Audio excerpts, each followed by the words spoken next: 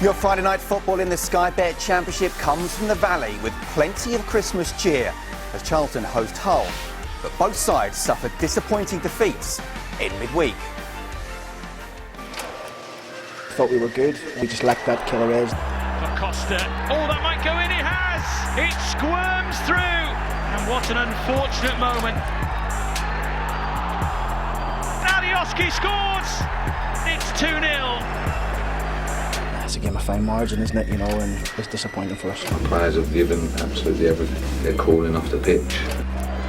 That's the winner! Right at the death! It's difficult to take, again. They do recognise that Lee Bowyer has some problems. 7th defeat in 9 matches, and they really are struggling.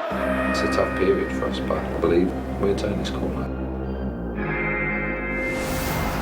Huddersfield's injury time winner at the Valley on Tuesday means it's now no win in 9 and 4 defeats on the bounce for Lee Bowyer's side. So many injury problems this season, Charlton have made the most changes in the Championship, and tonight Lee Bowyer has made 2 more, bringing in Adam Matthews and Albie Morgan. Lowell Taylor is on the bench for a 3rd consecutive time. For 72 minutes, Hull gave as good as they got against the Leeds United side, who went top of the table with that result. Tonight they're looking to get back on track with a win that would leave them just 2 points off a playoff place. Grant McCann has kept faith with the team which competed so well against Leeds on Tuesday. Jared Bowen, George Long and Cameron Kwasicki have all started every game this season. Bowen reached the 50-goal mark in the Championship by scoring twice last weekend. Head coach Grant McCann suffered playoff disappointment at the Valley back in May, and his Doncaster side were beaten on penalties by Charlton. And both these clubs in the bottom half of the table. Charlton 17th, 6 points above the drop zone. Hull may be 14th, but a win and they go just 2 points from Preston in 6th. In fact, just 6 points cover Fulham in 3rd and Hull in 14th. And as Grant McCann said yesterday in his pre-match press conference, they are potentially just 1 week away from 3rd. Joby McAnuff alongside Keith Andrews. Keith, Marcelo Bielsa, very complimentary after what happened midweek and how well Hull played.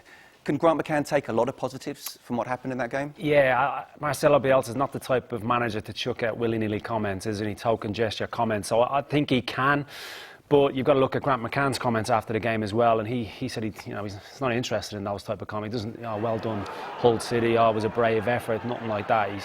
He's added a steeliness to the way they've been playing. And in recent weeks, this is obviously the difference to get Leeds in the lead, the own goal. And in recent weeks, I just feel they've been ticking over quite nicely. He's been building something quite consistent in terms of his team selection, certainly defensively, looked relatively solid.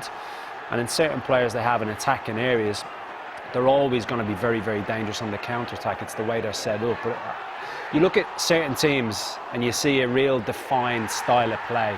I think Hull City can play in different ways and certainly in a counter-attacking fashion, which they set up for against the big boys in the league, no more so when they defeated Fulham a few weeks ago. They can be very dangerous opponents. As for Charlton, Joby, how disappointing was it that last-minute stoppage winner against Huddersfield, and the fact they didn't even score a goal or have a shot on target? How worried should the Charlton fans be, do you feel? Yeah, I watched the game. They were very, very poor, completely devoid of any creativity, and again, the fact they didn't get a shot on target exemplifies that really. And of course, to lose a last-minute winner is always disappointing, but I don't think they did enough to deserve anything out of the game, and they've been on a real terrible run, only 2 points there from 9 games, which is dreadful form, but they've had a lot of injuries. Yeah, how big a part is the injuries, but also the fact this is a newly promoted side with a very low budget, arguably the lowest in the Championship, and the good start that they had was always going to be trying to get points on the board early. Yeah, it's obviously important to get the points early, but no matter what team you are at any level, to lose the amount of players they have, I think they were without 14 for one game in particular, and I think you look at the quality they've lost, Lowell Taylor, Johnny Williams, any team's going to miss those players, particularly in those attacking areas, and I think that's where they've really suffered in recent weeks. Do you start to question what's going wrong at the club when there's that many injuries? Yes.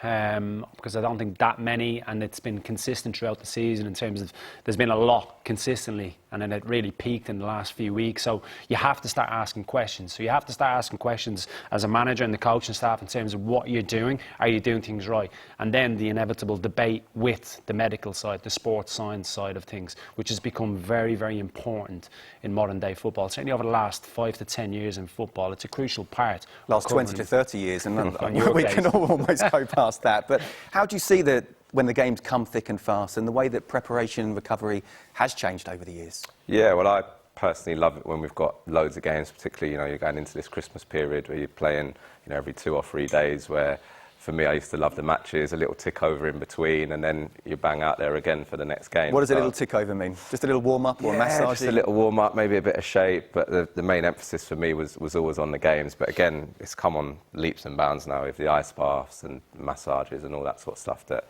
certainly at the start of, I suppose, all our careers, probably you more than anyone. Yeah, thanks for bringing that up. Certainly in the mid-'80s anyway, steak and chips as a pre-match meal. Yeah, no things have come on, and I think that helps the players to get through the games now with that improvement on the sports science side.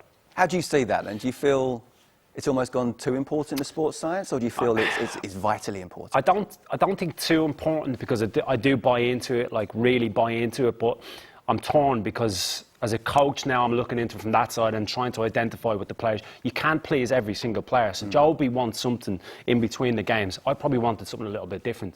I felt the need to get a sweat on. I felt the need to rattle a couple of players and train them to really get amongst it. So it's very hard to please the whole squad. It's a vital part of it, the recovery side of it in between the games. But in terms of going back to Charlton and what they're doing, I'm sure they're scratching their heads, because that is an enormous amount of injuries they've had to deal with in the last few weeks. You can tell who's the central midfield here, and also you can tell who's the winger here, can't you? OK, well, the big news surrounding Charlton is, of course, the proposed sale of their club by the owner, Roland du Châtelet, to East Street Investments. Caroline Barker's been speaking to Louis Mendes from the South London Press for the latest on this story. Yeah, evening, boys. We've retired into the relative warmth of the tunnel down here at the Valley. I say relative warmth because it's been a bit cold off the pitch, and I have said that just for once. Ignore perhaps that cliche of all cliches. 1905 is when Charlton first formed, and ever since then it has been matters off the pitch that sometimes have dominated and affected the managers on it, and no more so than now in 2019 or even into 2020 as we head. Louis Mendes, journalist, follows Charlton, and Louis, this is heading into 2020. New ownership was supposed to happen. Where are we with it at the moment? I still think we're on track. The new owners have to go through the owners and directors test with the EFL. It seems to be going to plan. They've had interviews with the new owners and the EFL this week, an interview with the old owner, and you speak to people involved with the new lot. They seem pretty happy that things are still on track, and hopefully it'll be sorted in time for January, because that's when things become really serious for Charlton. Yeah, on the pitch, that is where the effect might happen. But this is a club that's had pig protests that we've seen, of course. Coffins paraded around too. At the moment, though, are you looking to a rosier future than what's been before? I think so. I mean, if you look at the reaction the Charlton fans have had since the announcement was made that the club's going to be taken over, a lot of people all of a sudden feel like that something's going to change. The last coming up to 5 or almost 6 years now with Roland du Châtelet, it's been very difficult. The club was doing poorly on the pitch, the fans were driven away.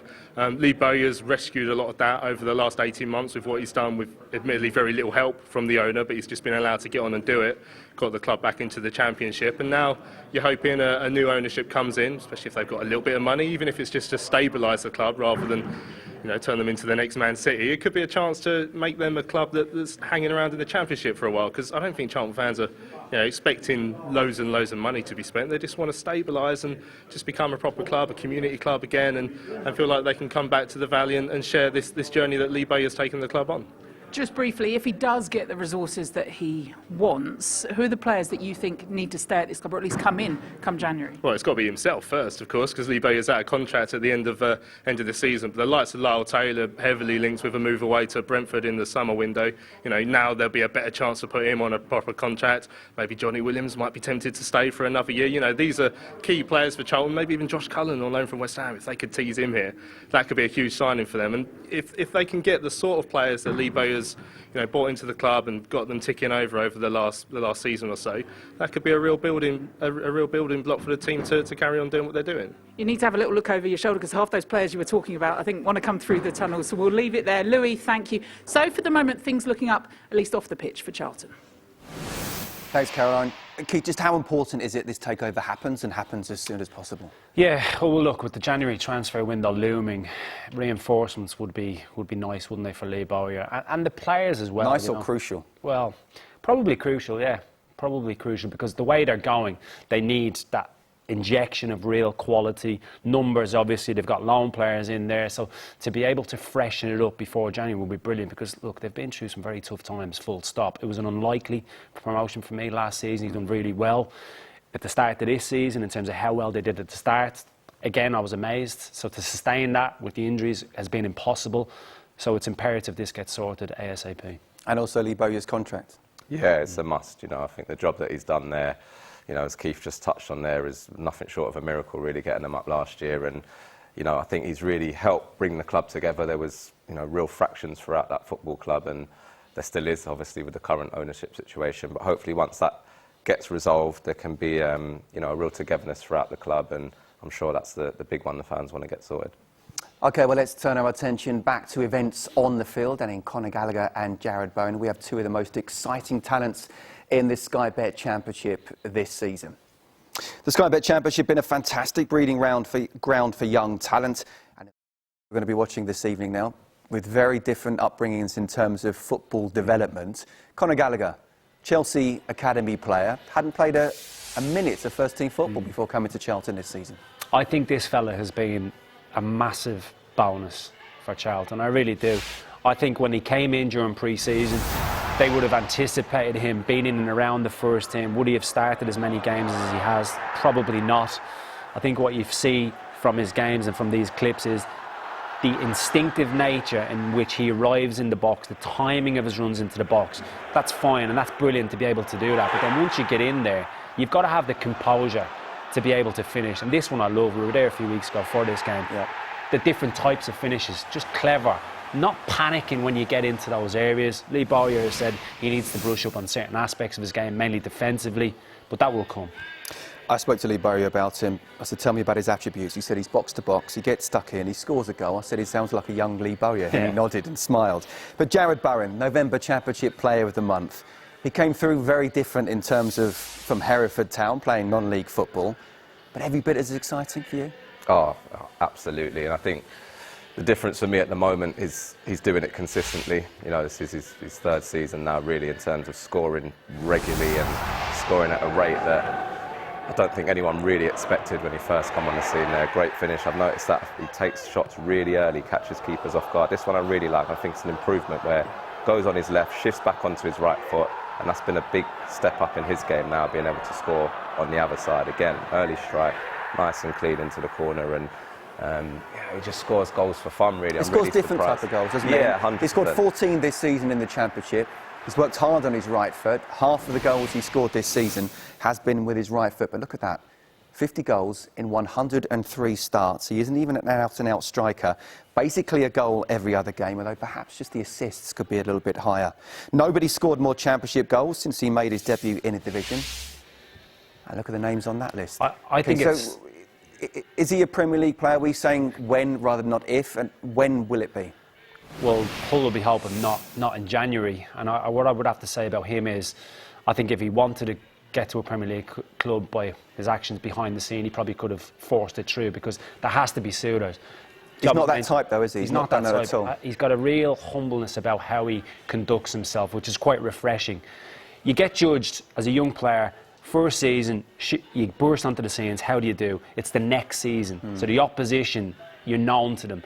And then he's brought it on a level. You've touched on his right foot, the way he's evolved, that side of his game. And this is what the big clubs are looking for. Is he constantly going in the right direction? Yes, he is. He will 100% play Premier League football.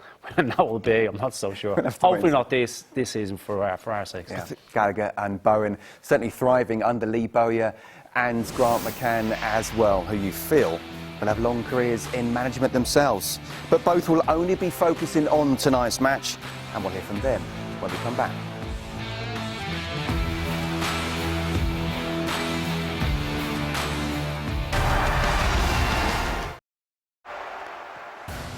to the Valley for your Friday night instalment of the Sky Bet Championship. Charlton just 6 points above the relegation zone.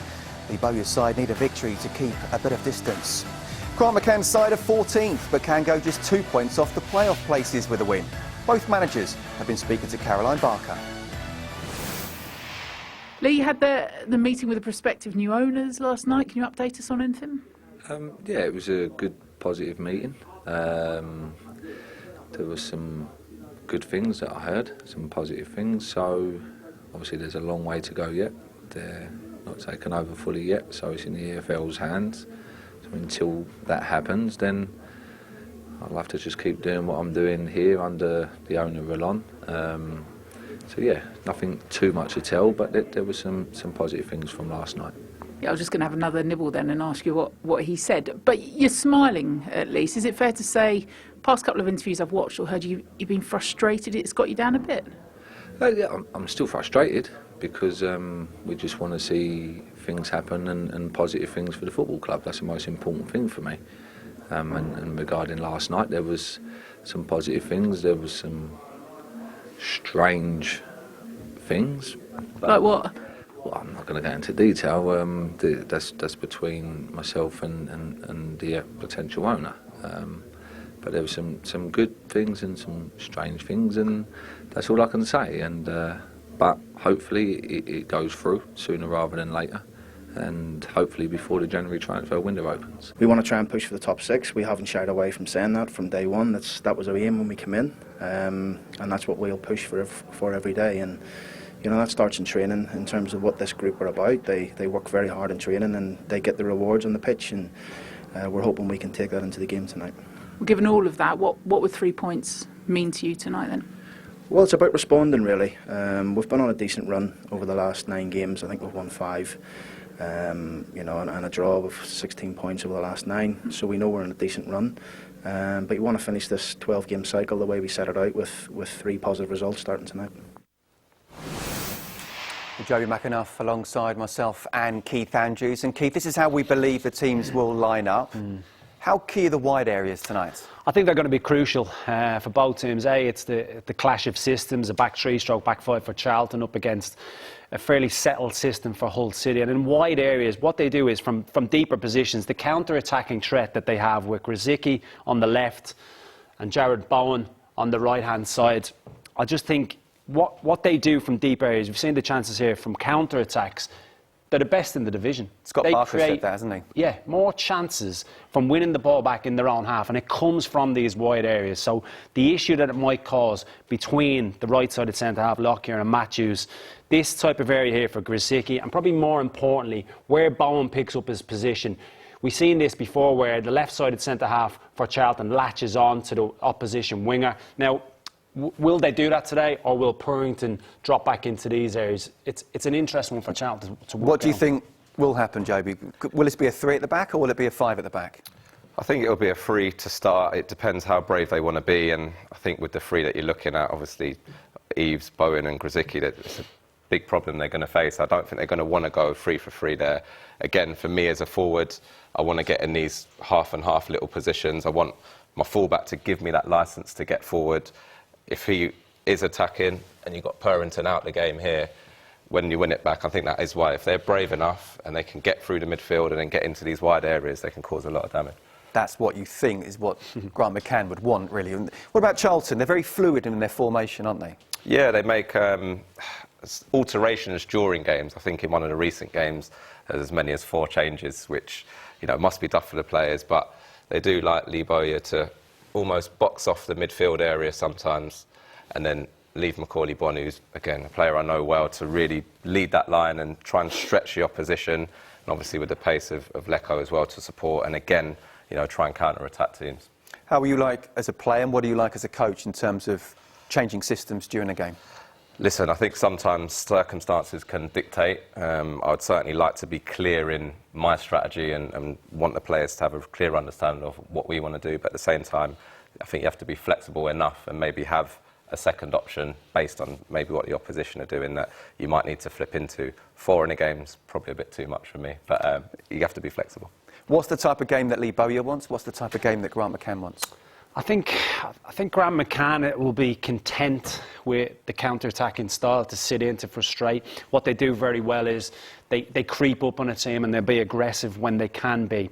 For Lee Bowyer, I don't think he can play the style that he wants to play because of the personnel that he has available to him. Which is what?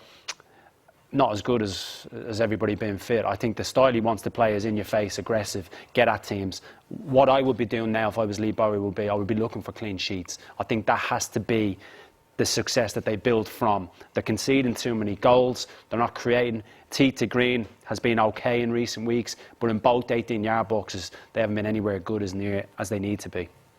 Lots of quality players on action this evening at the Valley. It's a game both managers certainly want to try and win after defeat midweek. Charlton need a win to get away from danger. Hull want to show they are playoff contenders. Big game, just minutes away.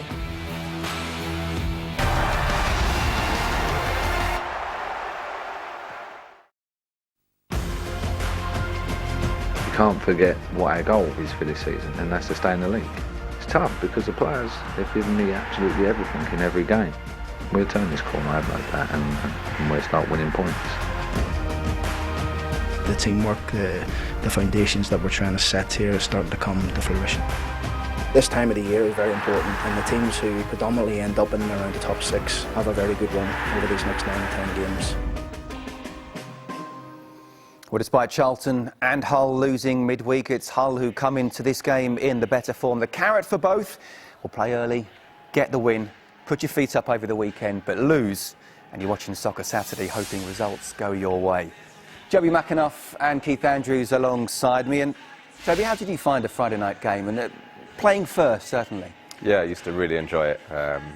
For me, evening games anyway, you know, under the floodlights, have that little extra bit of spice to it, really. And as you say, if you get that win and you can go into the weekend and really enjoy it, and as you say, watch how the other results are coming through. Keith, fans very important at the Valley, very knowledgeable there and very supportive. But any game is tough when you're on a losing run, and especially if things don't start well. I think they understand, don't they, the predicament that Lee Bowyer's in, which is obviously going to help. They haven't been getting on the players' cases. They know it's a case of, or it's not a case of them not trying. The effort, the application has been there in abundance, just been lacking quality. And I think as the weeks have gone on, the confidence has started to drain from the players. It's been fairly evident. And you've gone back to that, what the fans want. The fans want them to play in a way where Lee Bowyer wants them to play, like we were talking about the touch game. They want them to get at them, to be aggressive. I think he needs to be sensible with that tonight, because the way the whole City play, they could be potentially picked off. Just pick up on what Lee Bowyer was saying earlier as well, when his chat with the prospective owners, that there were some good things and there were some strange things. You obviously don't know what they are, but how hard is it to manage under those conditions where you're still not quite sure what's happening?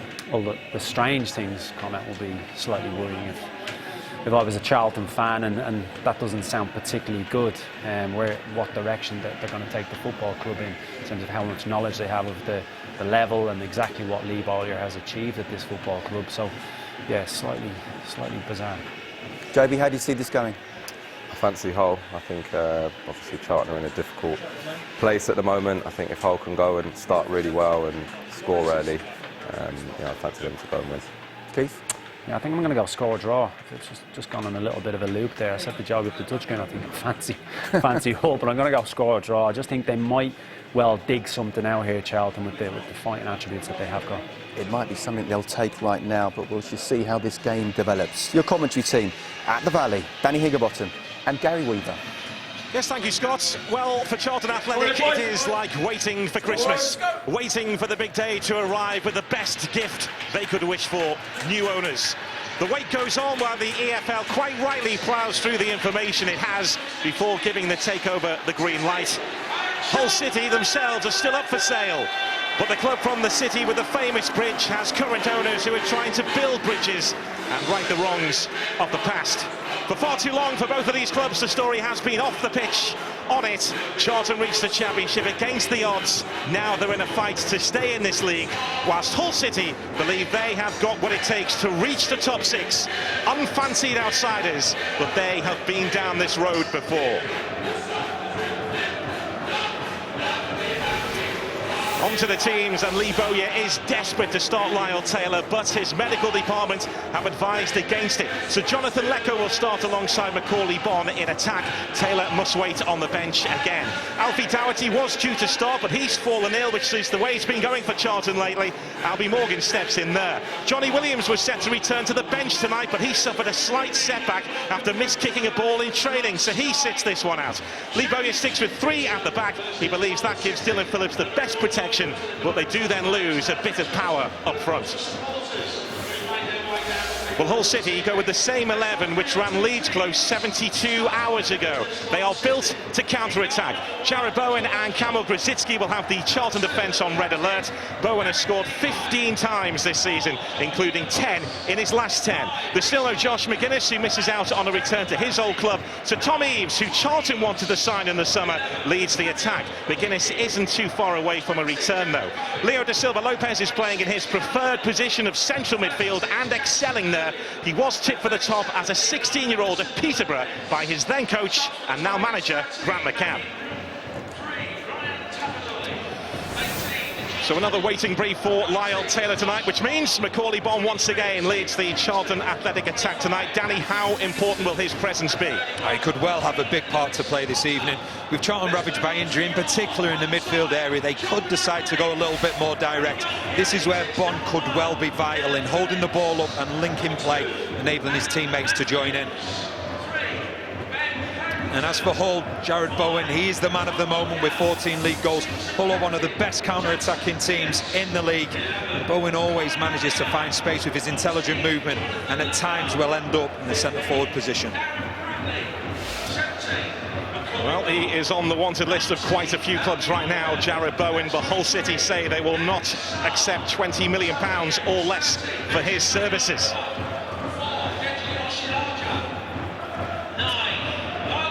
So Lee Bowyer getting over his meeting with prospective new chairman Matt Southall last night. He was happy with some of the things he heard, as we heard a few moments ago, but also questioned a couple of other issues. Now, though, it's all about what is about to happen on the pitch, and he and his team need a result. They made a blistering start to the season, but injuries have hit hard. They've hit hard at a few clubs of late. You think of Preston and Huddersfield too.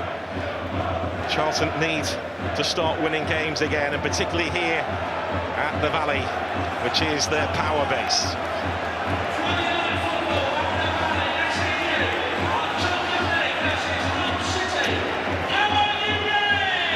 So we are ready to go, and it will be Hull City to get the ball rolling. They start tonight 6 points off third position. Grant McCann says it's a week in football. He's such a positive manager. He came in and immediately said straight away, we're going for top 6. He's had to drag a few along with him, but now they are starting to believe.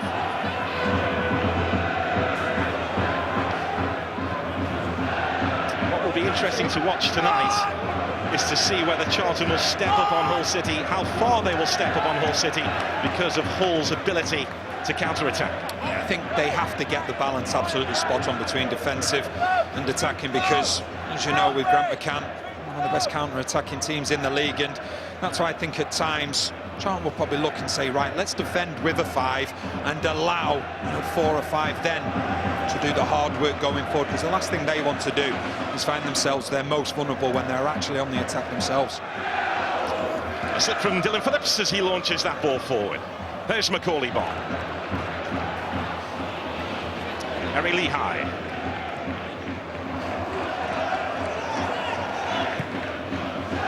Forward by Burke, looking for Tom Eaves. This is Tom Lockyer. Bonne will drift out wide into those kind of positions. A thumbs up there to Tom Lockyer, who tried to deliver the pass into his path.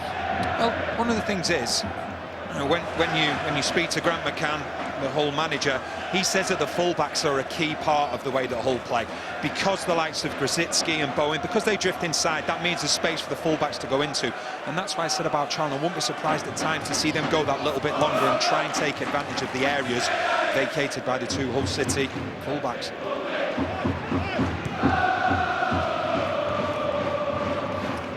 Barrington off the head of Batty, smashed away by Rhys Burke.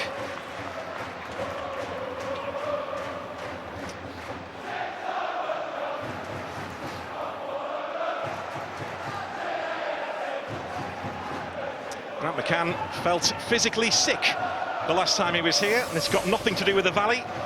But his Doncaster team's dreams were crushed in a penalty shootout here in the League One playoff semi-final last May.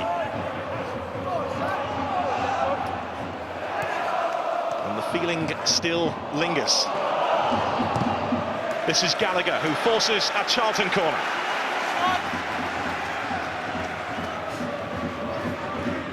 It's been a positive start from Charlton. I think as well, with them playing with the three centre-backs as well, it gives them that extra height when they're going forward.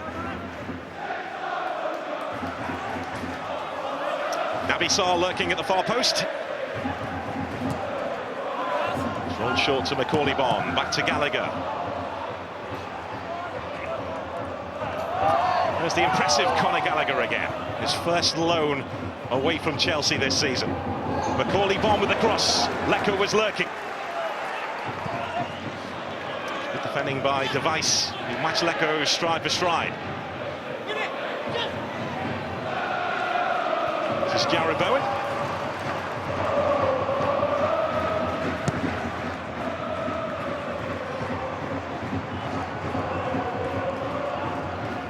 Batty.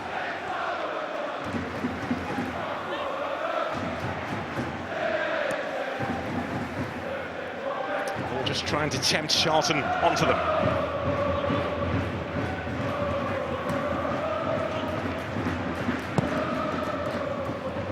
Boom downfield looking for Eves, who will scrap with the Charlton centre-backs. That's Device. Now Elder.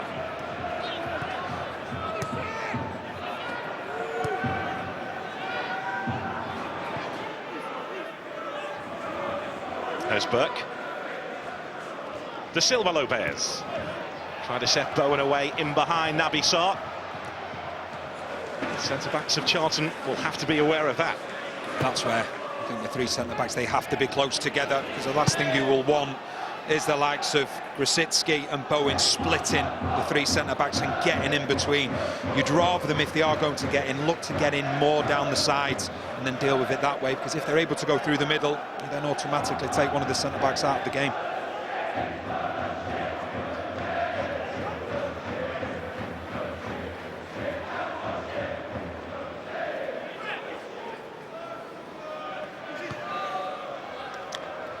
Grant McCann does like Jarrod Bowen to stay as high up the pitch as possible, so he can make an impact where he wants to make an impact in the final third, and the same for Kamil Grosicki on the other side of the pitch. I think one of the things, you know, you look about Bowen and the way that he's playing, one of the things that he's been doing, Grant McCann says it's very difficult to get him off the training pitch. He says after training's finished, you know, he wants to work on his right foot, so he does a lot of work with the goalkeeping coach. And you know, I think a prime example of it was the goal against Fulham, you know, when he turned Mawson and put the ball into the back of the net with his right foot.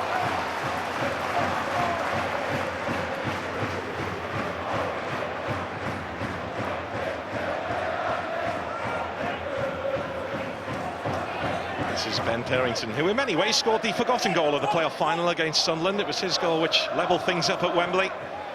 And then came Patrick Bauer's moment of glory.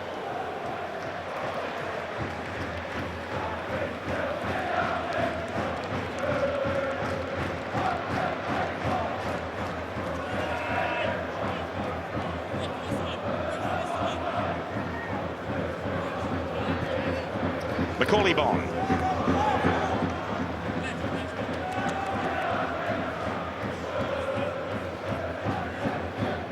Stepped up a few levels from non-league football, Macaulay Bonne. Leading scorer at Leyton Orient last season, and has had to step up in the absence of Lyle Taylor in the last couple of months. This is Pratley.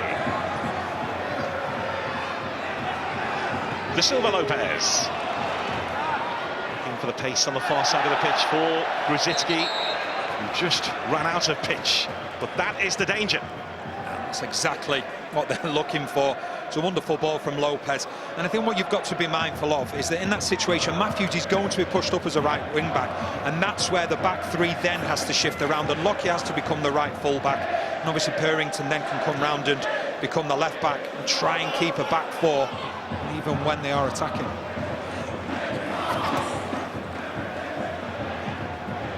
Elder with eyes on that. It's Albie Morgan.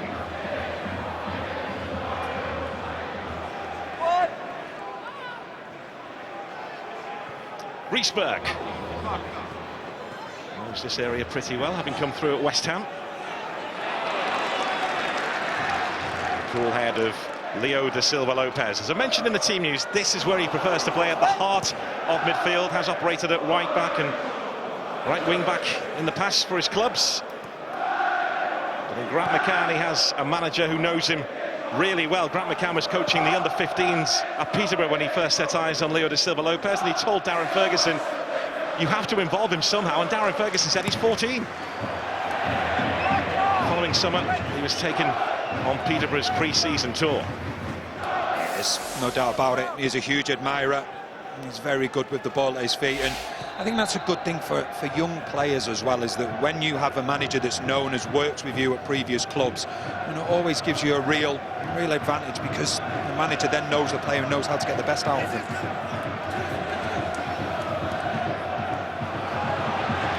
Grzycki thinking about it, took a deflection and it loops wide. I think the concerning thing for Charlton is when Grzycki picks the ball up, there's so much space. You can see that Pratley and Gallagher both out of the game, and that's what you're going to get from Grzycki, and they've just got to be aware all the time. The communication has to be there. The back three don't necessarily want to step out. He's come across to this near side of the pitch to take this corner. Hull City are the top scorers in the bottom half of the Championship, 32 goals to their name so far this season. Rolled short to Bowen, the flick from Batty. Charlton labouring to clear.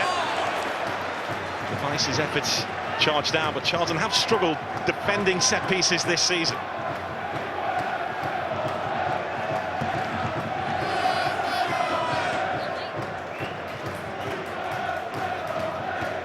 Well, I think from Hull's perspective, definitely be working on the set pieces, because you see all the players, they actually start at the edge of the box, and I think that's to try and create space. You see what they're trying to do, but obviously it didn't work. But I think by the players bunching just on the angle of the 18-yard box, trying to drag the Charlton players out in order to create space then where the ball was supposed to go, but didn't work out. But needless to say, I'm sure we'll see something more similar to it at the next corner.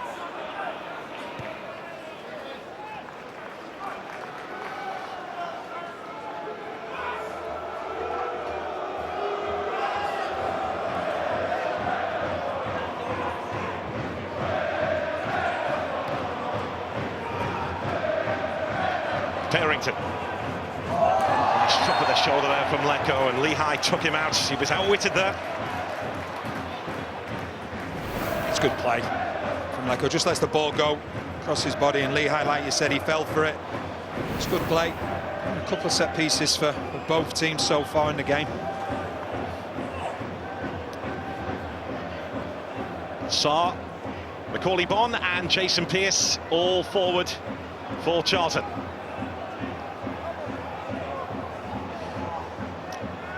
Gallagher for the in-swinger or Tarrington for the outswinger?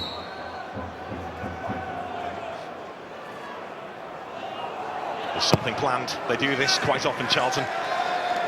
Gallagher's cross is cleared away, but we've seen that a few times from Charlton Athletic, where it looks like it's slightly broken down and then bang, the ball is sent in. We saw them score in the playoff semi-final against Grant McCann's Doncaster here with a similar manoeuvre. Jonathan Lecco, Gallagher giving chase. This is Albie Morgan who tried to place it. Work in the way for Hull. Matthews with the cross, off the head of Batty.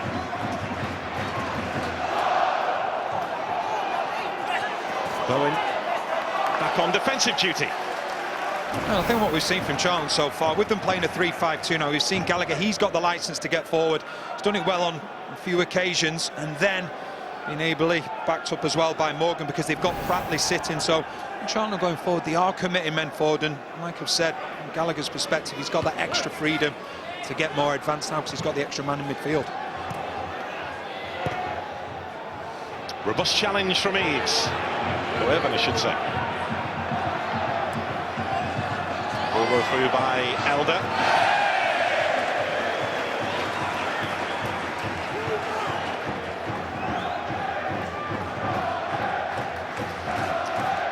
Well, as we heard, Lee Bowyer headed into an important meeting last night with prospective new chairman Matt Southall. The one big question he wanted answering wasn't about his contract, it wasn't about money, it was when will the takeover be done.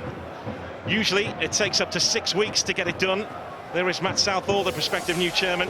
They are 2.5 weeks into that period. The EFL have interviewed the prospective new owners on a conference call as they do their checks.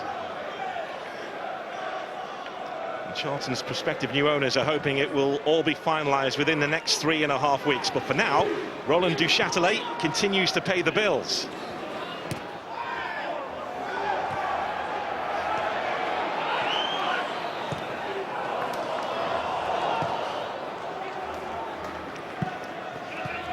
Jarrod Bowen. Keeper's coming for it and took everybody out. No holding back from George Long. Corley Bon and Rhys Burke, the two who have been taken out by the goalkeeper. That's what you want from your goalkeeper. Yes, there's 2 players down on the pitch. You see he's coming, he's committed. And OK, Burke, he's left in a little bit of a heap on the floor. When he gets up, he'll have no issues with that, because the last thing you want is your goalkeeper to be indecisive. Something that 100% he isn't there. He takes everything, but he gets the job done.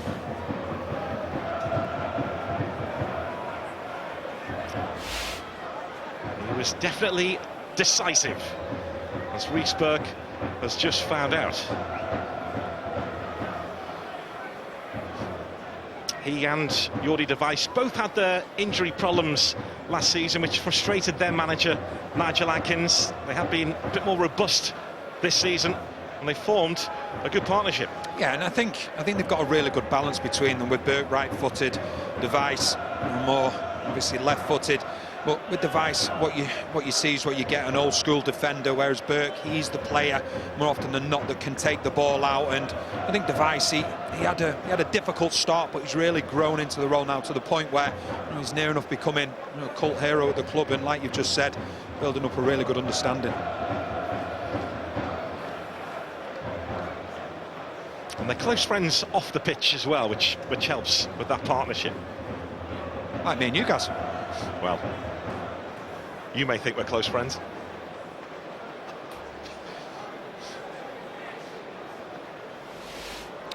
You see, they've had a good start, Charlton. I do believe they have been a little bit more direct, but what they've had the runners from midfield. So when Hull have been maybe winning that initial ball, and they've got the likes of Gallagher and the likes of Morgan high up the pitch to win the second ball and keep Charlton then, pinning Hull in their own half at times.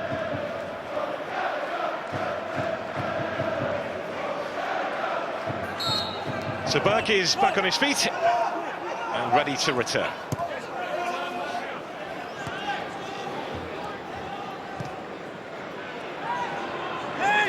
Burke is back on the pitch. This is Lockyer for Charlton, trying to pick out Purrington. Gallagher helping out defensively.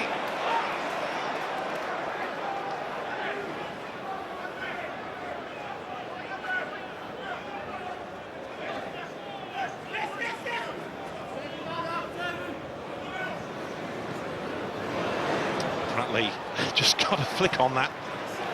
Just about. Macaulay Bon giving chase. Lehigh trying to step across his path. Lehigh takes care of business.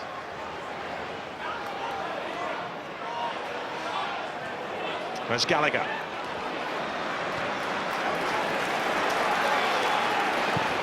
Now Lockyer, again looking for Purrington to get behind Lehigh. Good covering. Good covering from Burke, who seems to be okay. Good movement from Purrington. I think with Charlton, they have tended to come down the left-hand side quite a bit so far. Bon is preferring the left-hand side, and at times he's putting himself up against Lehigh. 45 goals in 90 games for Leyton Orient Macaulay Bon, before his summer switch to the Valley.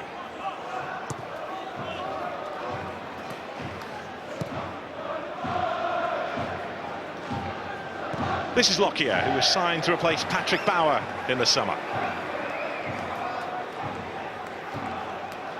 When you look at Charlton, yes, they're on a bit of a bad run at the moment, but you go back to League One, they lost Aribo, they lost Bauer, they lost Bielik, Dyke, Steele, and now you look at the injuries that they've got to some really key players, and that does become a problem. I think if they've got everybody fit, they've shown at the start of the season they're more than able to compete in this league, and they are missing key players, which then affects the balance of the rest of the team.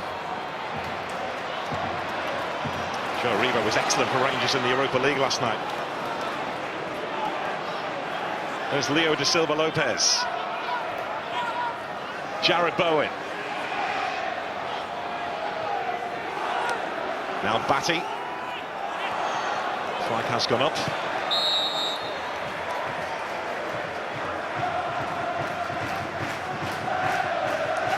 Eves angry with himself, the assistant referee, or the delay in the pass? I'll tell you in a second. So you just see, just as the ball's coming in, it's a good line. It's a very good line. It's a correct decision from the assistant referee as well. It's one of his favourite grounds to play at. Tom Eves likes playing at the Valley. He could have been here permanently. Lee Bowyer wanted to sign him in the summer, but says he wasn't allowed to do so.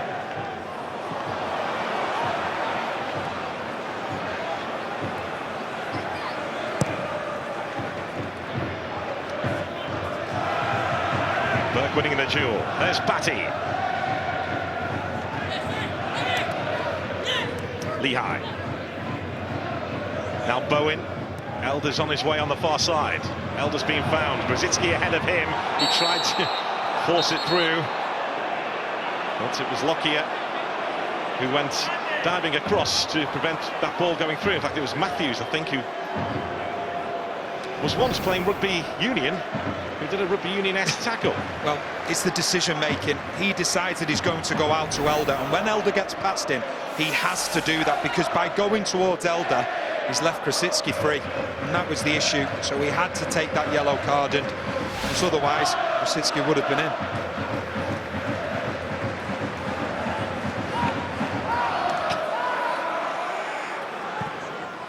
Forward by Lehigh. Once again, Hall frustrated by the assistant referee's flag.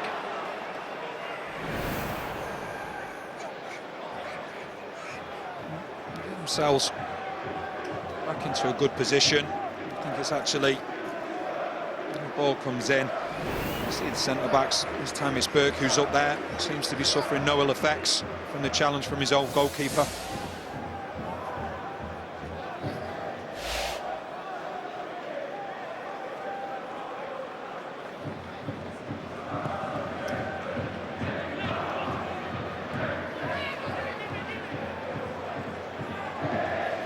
Do believe they can beat any team in this league anywhere. As we mentioned before, they are arguably the best counter-attacking team in the Championship, as Fulham found out last month on the other side of London. Well, we're beaten by Leeds on Tuesday night, but Marcelo Bielsa told Grant McCann in his office afterwards that he feared pressing Hull too high because of what they can do on that counter-attack. Leeds, as they do these days, got the job done, but it took until the final 17 minutes to get past Hull.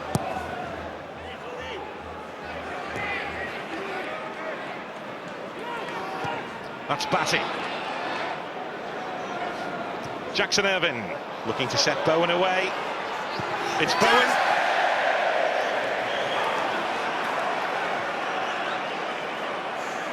I'm not afraid to shoot with his right foot. That's what you're talking about, getting down the sides of the centre-backs. It's Sarr here, and he just has that turn and then just gets turned and he can't get back in. We'll give credit to Pearce, he drifts over to make sure it's not going to be an easy opportunity for Bowen. That's where Charlton, they just have to be so aware, you know, making sure that the movement, we know that Krasicki and Bowen, they'll drift inwards, and it's so important that the centre-backs, the three centre-backs for Charlton, are playing close together and there's no gaps.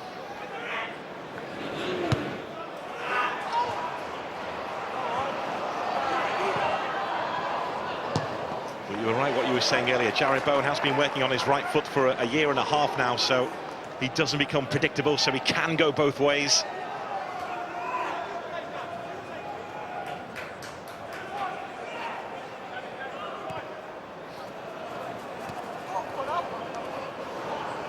Gallagher. Lockyer, there's Pratley. Experienced head at the heart of the Charlton midfield.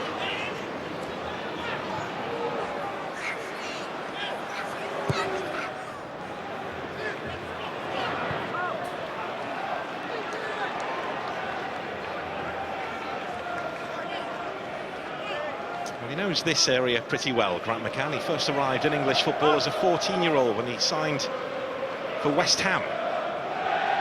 With his bleached blonde hair, he wanted to look like his hero, Paul Gascoigne. He used to live in digs in Barking with Michael Carrick. He says he's always been the underdog. Which is the name of your autobiography, isn't it, Danny? Oh, thank you very much. I think it's sold 3, so we can make that number 4 now, hopefully. Yeah, I read the first paragraph, and then I woke up the next morning. I know there was a reason why I didn't ask you to do the forward, innit? Charlton try to move forward.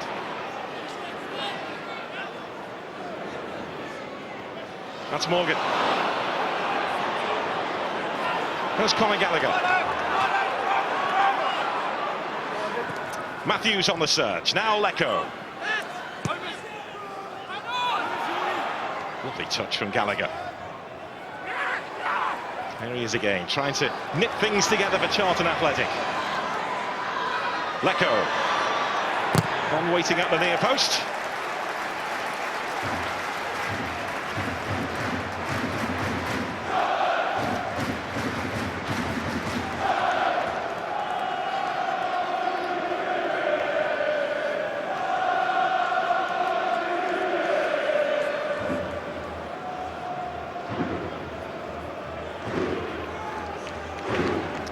Jason Pearce and Naby Sarr both lurking with intent. Driven in towards that near post, and it was flicked on by Lecco. Harrington's cross.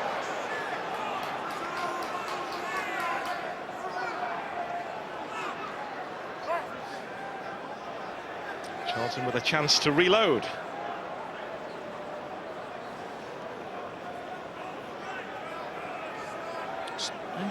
Interesting one on the edge of the box with Charlton. Pratley, the corners that they've had now, he's found himself free. Nobody's tracking him to the far post. Hull are marking the other 3 players around him, but as of yet, no one's been marking him. And if they can find him, they'll definitely have a chance, because, like I say, as of yet, he's not been followed. He's making his move now. He is free in the middle, but it's gone over his head. Lockyer trying to keep it interesting for Charlton.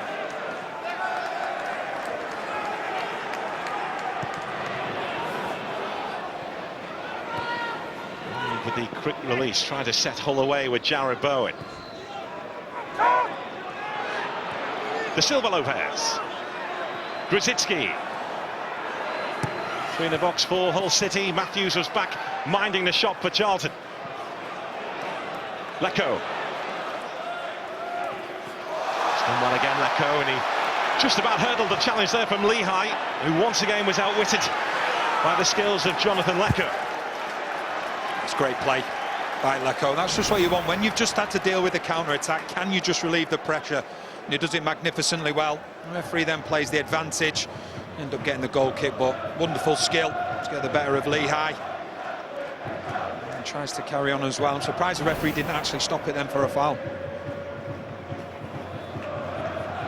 Well, he's the kind of player that Lee Bowyer says excites him, gets him out of his seat.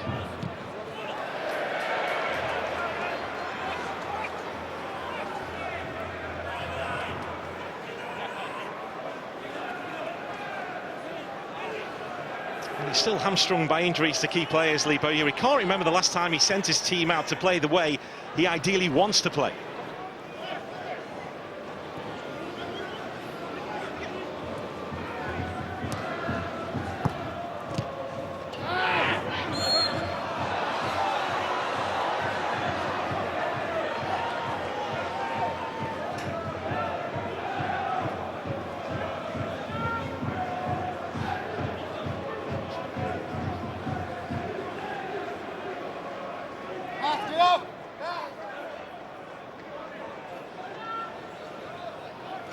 Batty will leave this for George Long to take.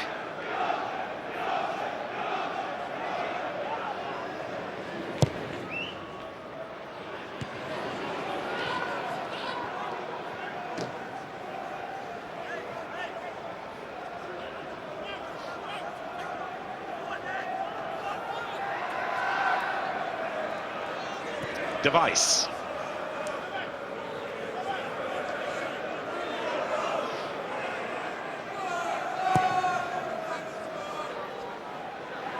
Eves the target, using his body well in that battle with Lockyer.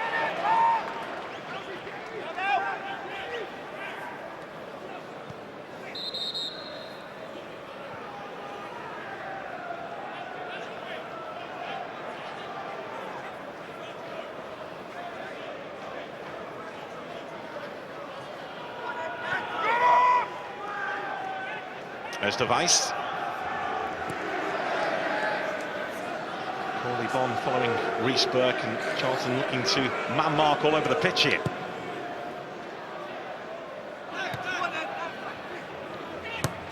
Elder. Eves.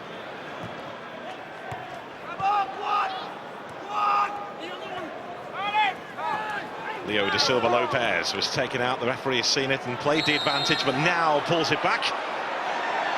A little bit of afters between Da Silva Lopez and Albie Morgan.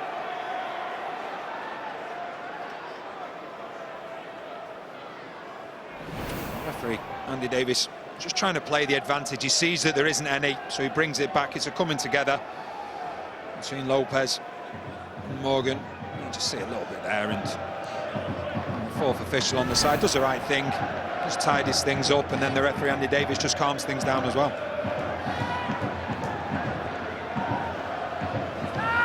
Jarrod Bowen the target here. Naby Sarr with eyes on it.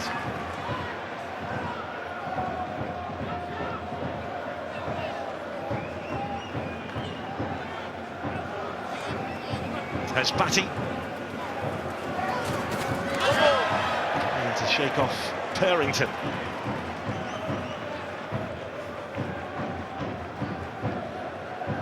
Well, Lee Bowyer did want to start Lyle Taylor tonight, but he listened to the advice from his medical department. He said he's not yet ready to start games.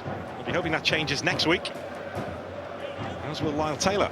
Yeah, definitely. And I think one of the things is, when you look at how they've done without him, sometimes when you're playing a team, you have that play that when you see him on the team sheet, it just brings everybody else to the game. It just lifts everybody else up. And players like Taylor, when they're playing in this team, and he did it so well last season as well at the start, he actually brings the best out in his teammates as well. And he has been missed for his goals, but it's his leadership as well and his work ethic from the front.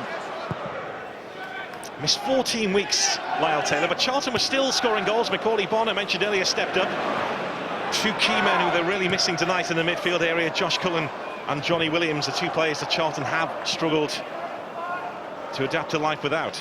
Yeah, it is, because I think we know with Williams, the assist that he brings. Cullen, he was magnificent last season as well, and it's the spine of the team. But what else you've got as well, with Field being out, you've got Pratley in there. He's, I think, 34 now. He's a fantastic player, but ideally you don't want him playing game after game after game, so you're not even able to change players around to give them a breather. And that's why I think when you look at the situation that Charlton find themselves in, okay, it's not a great run that they're on at the moment, you have to look a little bit deeper and see the players that they've got missing, and not just any players, vital players for the team. There's Macaulay Bonne. Charlton winless in 9 championship games. Too much on that for Purrington. Let's get the ball in play. Knew that the challenge was coming.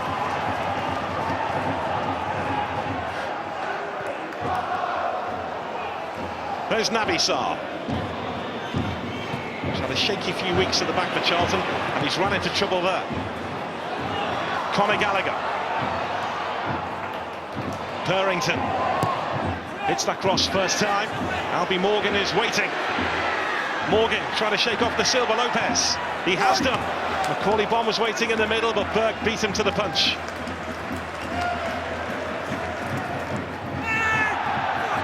Da Silva Lopez has kept the ball in play.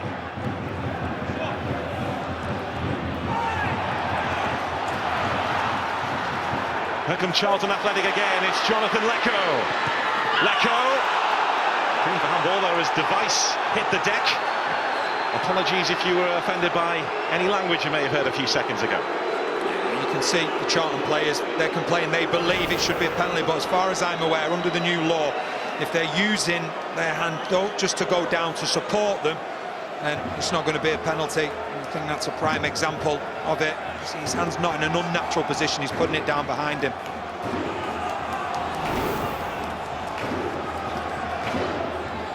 A corner kick for Charlton and nothing more.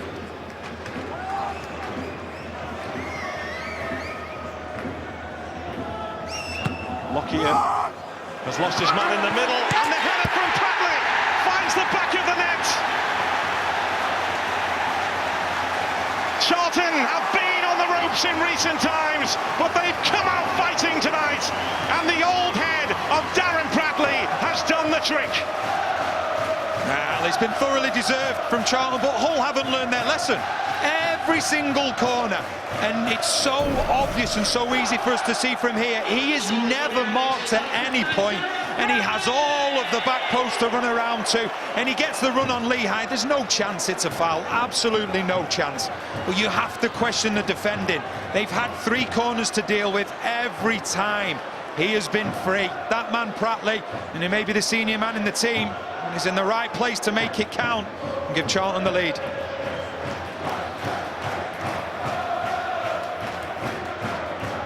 You see, he finds himself, no one anywhere near him. You can see Lehigh is complaining, but for me, it's not a foul. He has a run up, it's always going to be a difficult one for Lehigh. And like I say, Pratley's got his just rewards for just hanging around the edge of the 18-yard box. And he knew from that first corner that he wasn't being marked, and he knew that he was a threat. So the last time Darren Pratley hit the back of the net, it was against Doncaster, managed by Grant McCann. But you called it earlier, Danny, you could see, as you say, from up here, at a good vantage point up here, that he was being left free time after time. I think the problem is that maybe the first corner you go, okay, we've been caught out there, but they've had 2 or 3 corners since. That's when, amongst yourselves as players, you have to say, listen, Pratley is not being marked. He's on the edge of the area. Bring somebody out. Bring somebody out that's not been used, whether it's a player that's maybe a little bit higher up the pitch, but bring the extra man back. And that's sometimes, as we see in the game now, instead of players discussing it and sorting it out between them, at times they expect the manager to be able to do that, but that can't happen on the pitch. Sometimes players, they have to take complete ownership and responsibility and deal with it.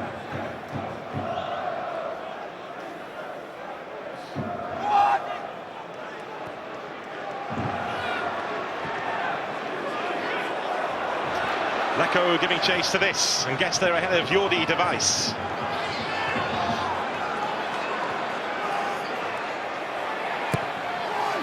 Matthews cross is dangerous, and it just goes beyond Purrington and Macauley-Bonne, who is in the middle.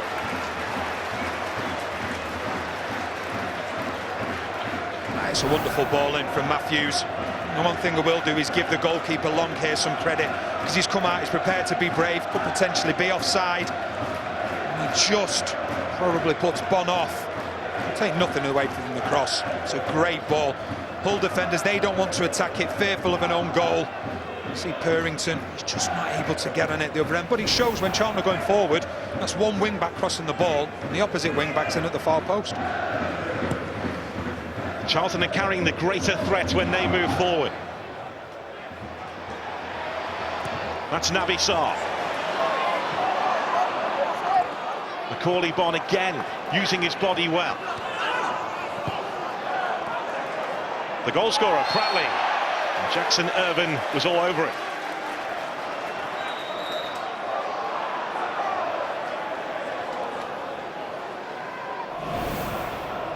They are dominating the midfield at the moment, Charlton, and what they've got that extra man in there. You know, because we know Hull, in the midfield, they're looking to push up a little bit more, and at times when they're attacking, it does become a 4-2-3-1 to a certain extent. So if you've only got Lopez and Batty behind the ball, then you've got Gallagher, Morgan and Pratley going forward. There's always one of them three.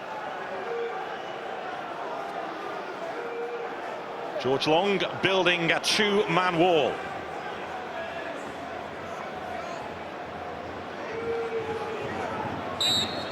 Conor Gallagher lining this up. Purrington to his left. In low from Gallagher. Lehigh had a swing. Well, it looked dangerous from set pieces. And this one, look, it's just not marked at any point. Defensively, it's just so poor. You know, like I say, you may think the first one, like I say, you may say that the first one, you accept that, but then after that, when you've had an understanding of your surroundings and players that are looking to get into the box, that's when you communication. But to leave him free continuously, sooner or later, he's going to get in. Well, no one was even looking at him. There's Lehigh. Allowed to run a long way. Grzycki will pick up the baton for Hull. Elder. Grzycki. Sarr perfectly placed. That's Gallagher.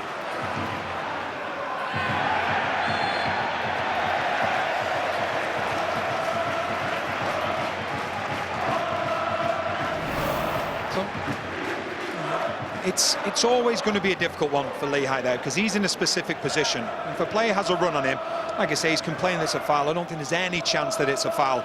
But he's got a straight jump, whereas Pratley, he's got the run because he's just gone around the back and not been picked up, and you're going to hide into nothing there as a defender.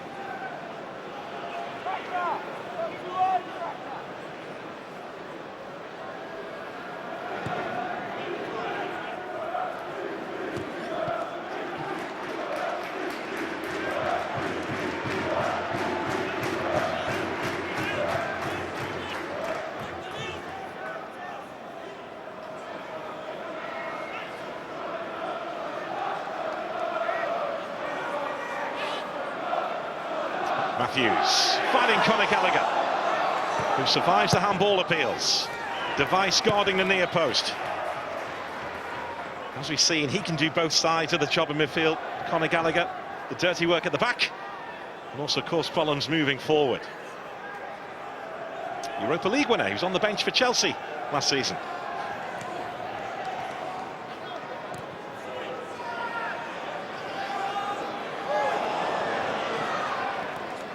There's Gallagher. It was a big bench, by the way.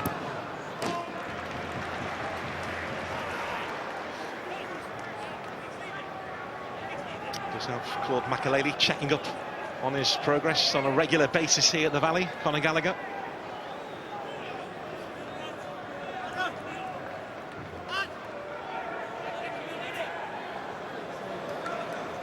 Macaulay-Bonne.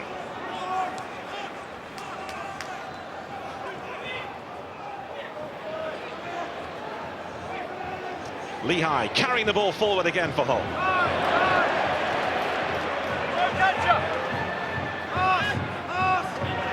Matthews.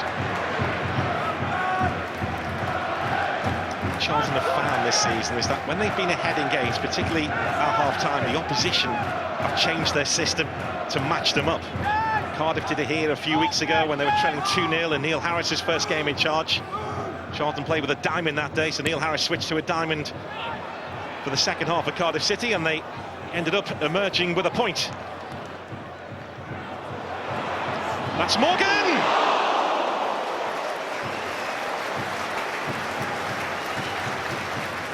It's a good effort from Morgan, and we've seen Morgan and Gallagher, they're finding time and they're finding space.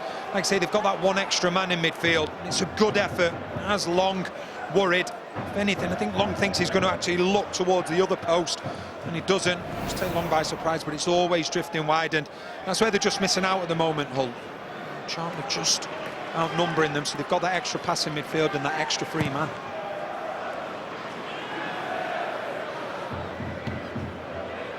Held his header. Bowen will try and put pressure on Sarr, who was aware of what was happening. Purrington.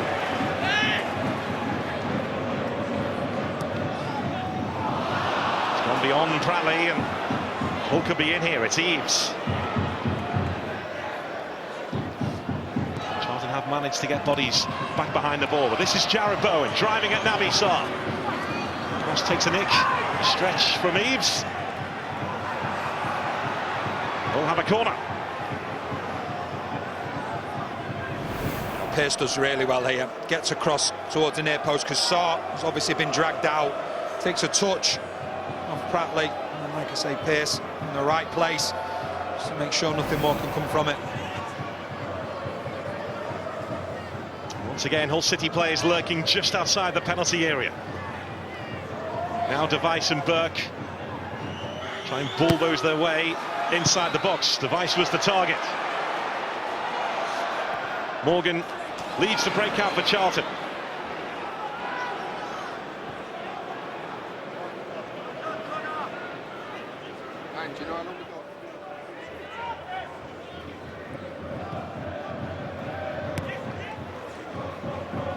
Lehigh.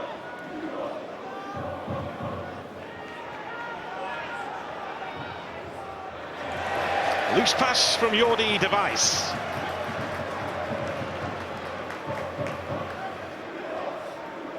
Plenty of live football to come your way this weekend on Sky Sports Football. Southampton against West Ham is live on Premier League, 5 o'clock.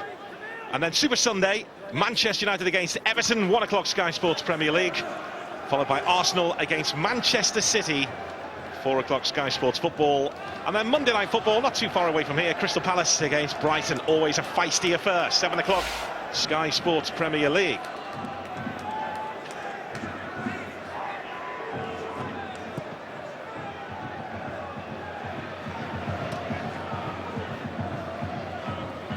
There's Grzycki. Hasn't had too much space to use his pace so far in this game.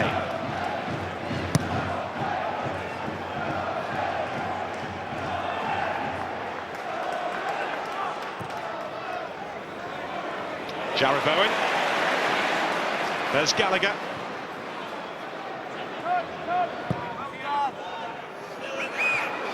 Crawley Bomb will try and make something of that. George Long on his toes.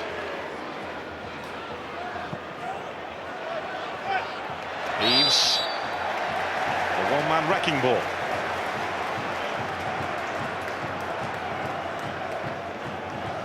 Well, I mentioned before about Charlton dropping points here against Cardiff City a few weeks ago at the Valley. They have dropped a few points this season, only second to Wigan in that particular table, so Lee Bowyer will not be sitting comfortably yet. I think at the moment he'll be delighted with the defensive shape because we've not seen much of Grzycki, we've not seen much of Bowen. What they're doing when they're attacking, the back three is becoming a back four, and whichever wing back isn't going forward, unless they're in really good possession, it's becoming a back four, and at times that means Sarr going out to the left back position or Lockyer going out to the right back position, dependent on which wing back is going forward. But so far, from Charlton's perspective, definitely so good defensively.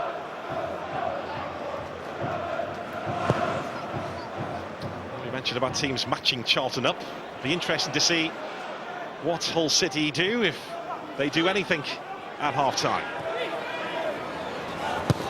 McCann has pretty much stuck to this 4-3-3 system this season. It's exactly the same formation he played with Doncaster to great success in League One last season.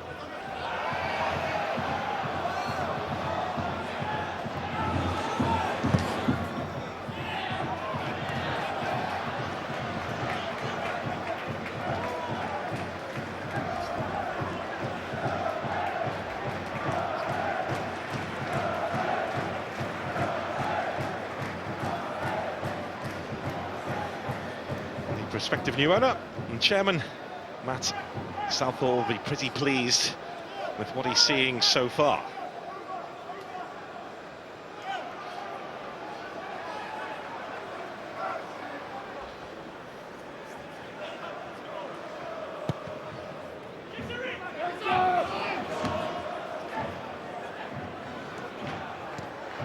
Macaulay Bomb.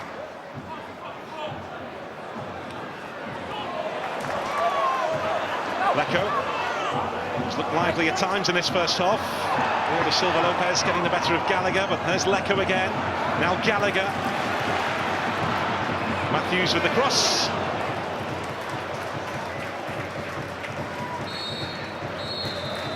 Charlton have the edge at the break. Lee Bowyer's team, which has been hamstrung by injuries, in front against Hull City, and the goal scorer, the old head, the experienced Darren Pratley, who used his head to put Charlton in front. At the break of the Valley, Charlton 1, Hull City 0.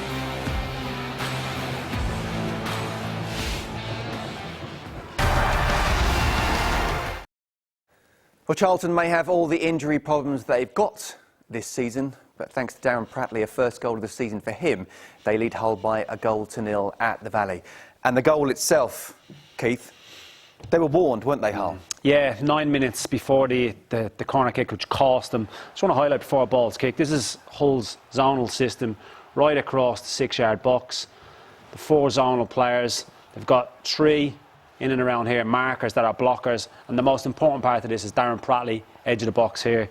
As it gets played on, keep an eye on Darren Pratley and keep an eye on Eric Lehigh. So there's a lot of movement going on. Pause it there.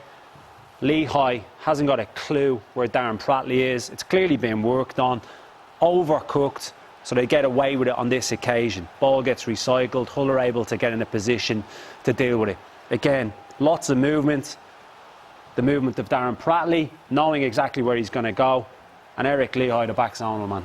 Very disappointed. I think the fact that he's gone in on the first one unmarked and nobody's realised and given somebody a shout to say that he's free and he's running in, and then again the point you picked up on Lehigh here, no awareness of that back post, and as the back zone you have to really know that someone's going to be coming into that area. When someone's got a run on you like that, it's very, very hard to deal with because all that momentum and you're stationary. You can see here Pratley just gets right up above him, and it's very, very difficult then for Lehigh to defend that situation. Lots he was claiming a foul. No Eric chance. Lehigh. No chance. No way on earth there was a foul. That's the full back underneath who knows that. That's the disadvantage of it, isn't it, though? You're stood there, you're waiting, but to give yourself an advantage, you've got to be aware and you've got to be ready. And as he's coming, you've got to get out and get across. He didn't do anything. And that is the flaw of a full zonal marking right across the 6-yard box. They are stood there, they're like mannequins, and it's difficult for Eric Lehigh, but he didn't help himself. Just before the goal, in fact, it led to the goal, the corner that led to the goal as well. Possible handball. Yeah, but this what do you think? Started off, this was a trend in the first half in terms of the teams just really giving away possession cheaply. As a result, they're open, they're stretched. Lecco goes in here, obviously tries to cut one back. For me, would be incredibly harsh to give that. Does the arm extend unnaturally? Again, he's not even looking at the ball.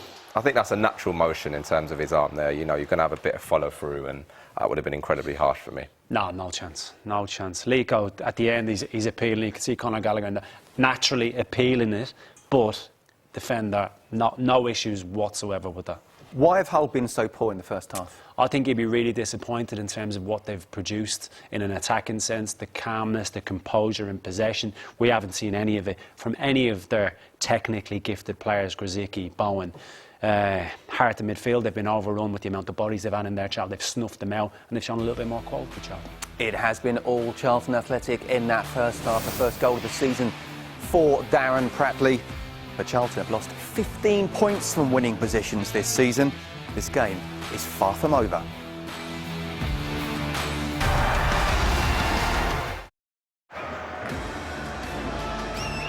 Lockyer has lost his man in the middle, and the header from Pratley finds the back of the net. Charlton have been on the ropes in recent times, but they've come out fighting tonight. Yes, a powerful header from Darren Pratley, should I say, at the far post has put Charlton 1-0 up against Hull. Mr. Blobby here at the Valley. I'm sure he'd be delighted if he is a Charlton fan. What the score is, thanks to Darren Pratley's goal at the far post.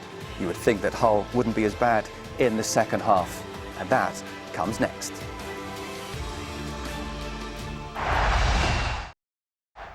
Well, with news of a substitution, let's get back to Danny Higginbottom and Gary Weaver. Yes, thank you, Scott. It's Josh Bowler who's come on to replace Daniel Batty for Hull, so he will take his place on the right-hand side for Hull City, which means Jarrod Bowen will be moved in-field, where he has played a few times this season. So Hull have summoned their most used substitute so far this season in Josh Bowler, who's quick and direct on loan at Hull from Everton. Batty, the man who he's replaced, and Jarrod Bowen now in a central position. Yeah, and I think what we've seen with Bowen at times this season, he's played the false 9, he's played the left and the right, and he's played as a 10, but he'll be expected to get closer to Eves to give the support. And I think with Irvine dropping back a little bit deeper, he'll give a bit more physicality in that midfield, because in the first half, Charlton definitely had the upper hand in that area. Charlton leading thanks to a first-half header from Darren Pratley. Hull haven't yet found their rhythm as an attacking force in this game, so perhaps that change will do the trick for them.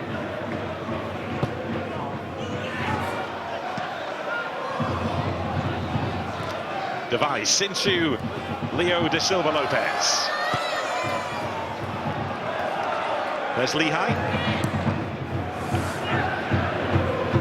Into the flick. Bowler straight into the action. Jared Bowen's up there with him. Bowen blocked and seen off by Matthews, who saw the danger and dealt with it. It's absolutely brilliant from Matthews. No, straight away Hull getting on the front foot, and Bowler plays the right ball as well. But just look at the run from Matthews. He sees that his centre-backs are out of position. That's what you want from your wing-backs or your full-backs. When the ball's on the opposite side, can you get inside that far post? And it does it magnificently well. I'm sure there's no chance for Hull. Well, I know Lee Bowyer couldn't quite believe that Adam Matthews was available. As the season entered its opening weeks, he was released by Sunderland. He was one of the top earners, still on a Premier League contract at the time. So he was training on his own in the summer, then Charlton made their move. Really busy again here. Kamil Grzycki dangerously in low, and Charlton left it. And one man who didn't was Jared Bowen. He has had to carry Hull City on his young shoulders at times. But it's not been a burden, it's been an inspiration. But Charlton will be asking big questions at the back. Oh, what a ball, what a goal, and what a change of position. And it's wonderful play from Grzycki. Bowen, he's been getting all the plaudits, but what about this for a ball? As a defender, as this ball's coming in, you don't want to touch it because you're so scared of diverting it into your own goal. And it's exactly what happens. When you look at Pearce, he takes his foot away at the last second because he knows any touch and he's putting it into the back of his own net. But then Bowen, he gets on the wrong side of Pratley, and you've seen the goals that he's scored. There's absolutely no chance he's going to miss that one. And what a start from Hull. Yeah, it's not just blistering drives from outside the box for Jared Bowen. A poacher's goal, he made sure that was his. That's 11 goals in his last 11 games. He's doing wonderfully well. And a lot of people talk about, you know, the Premier League in terms of interest in him. I think you look at last season, what he did was incredible. And I think a lot of teams will be monitoring and saying, right, OK, how's he doing this season? Well, he's gone up another level. We spoke about the fact of how much extra he does on the training ground. You know, practicing his right foot, getting that stronger. And that's only added to his goal tally and, you know, the problems he causes defenders because, you know, he's not that one-trick pony. He was outside the box this time.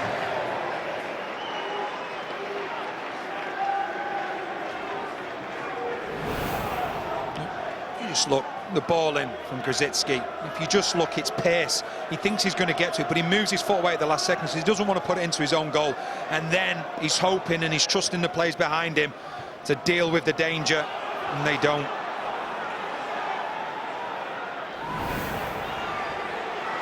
Grzycki on the approach.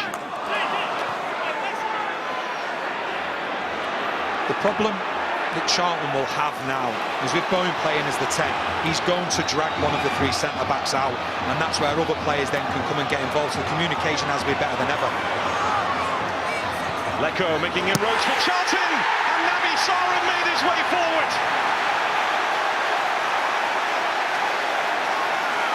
Hull City were not level for long. Charlton respond in the best possible way at the Valley. Well, a very likely goal scorer for Hull, but for Charlton, a very unlikely goal scorer. And what a response it's been from Charlton. Hull starting the game really well. And if you look at Sarr, he starts the run. He starts the ball off. He starts everything going, and then he just keeps going.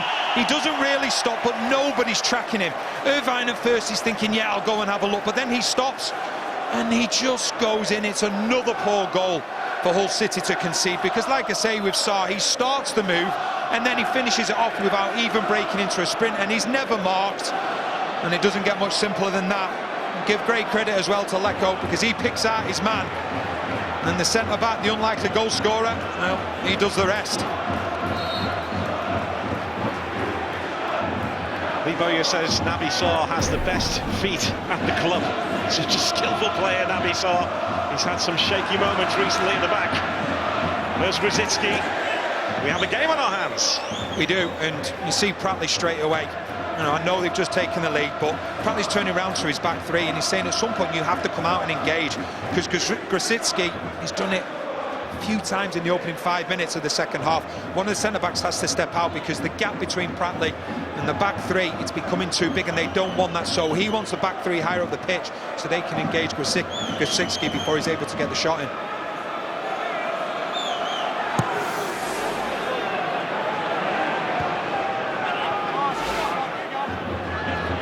There's Naby Sarr, whose dad Boubacar was a striker at Marseille and Paris Saint-Germain. He had that striker's instinct there to finish off that move.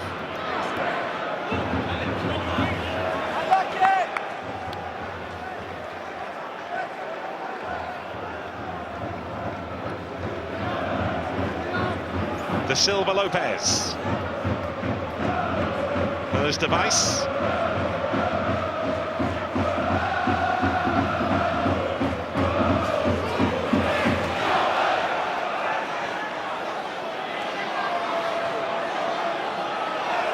Lecco are looking to cause problems again.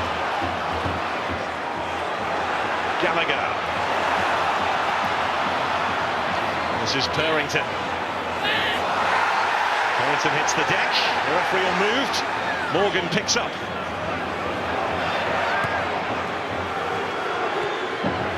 Naby Sarr. Morgan. This is Gallagher. Spinning away from Da Silva Lopez. Naby Sarr's forward again on the left wing. Well, there's a penalty shout for Charlton. It's Purrington. Gets past Lehigh, just tucks inside him here. I don't think so. I don't think it's a penalty. Lehigh, you can see he does stick his leg out, but I don't think Purrington actually makes contact with Lehigh.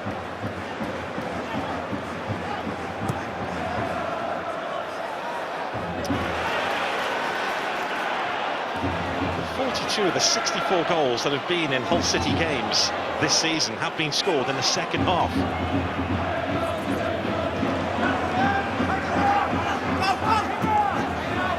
A couple here as Bowen wants to try and add to that tally.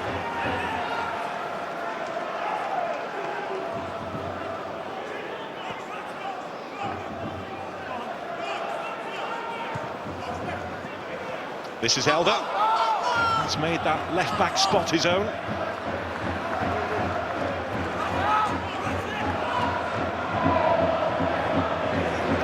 Eaves battling.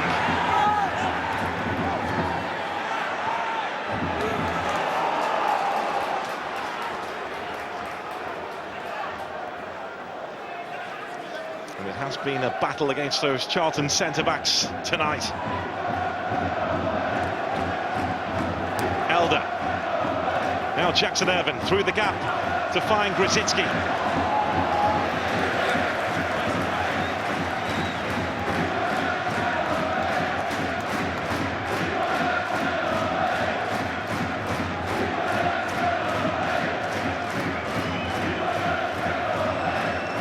McCann splits the season up into 4 separate sections, 3 groups of 12 games, then one last chunk of 10 matches.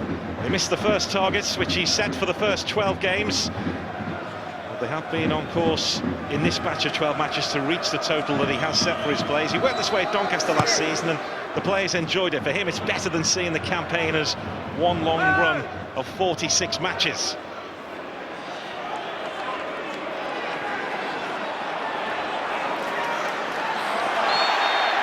Foul by Eaves on Lockyer. Those two getting to know each other.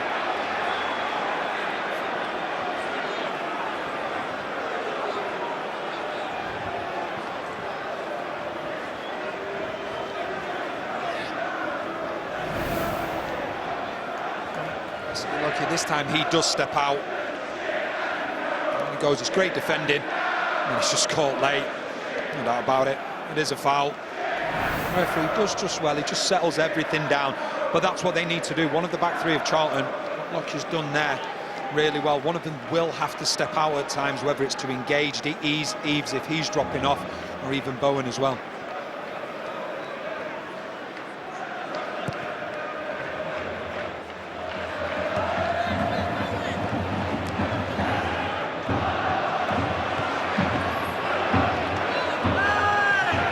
Sarr.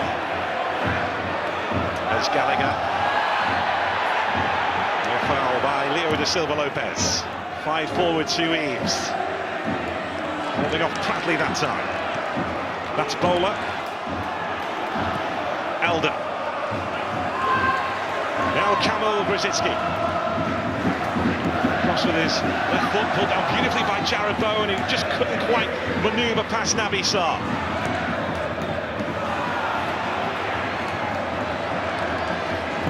Da Silva Lopez finds the Hull City fans.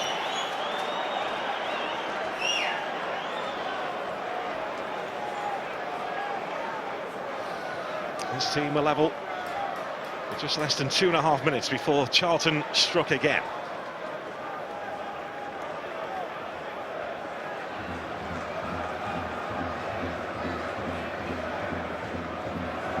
Reluctant manager Lee Bowyer happy with life at the moment.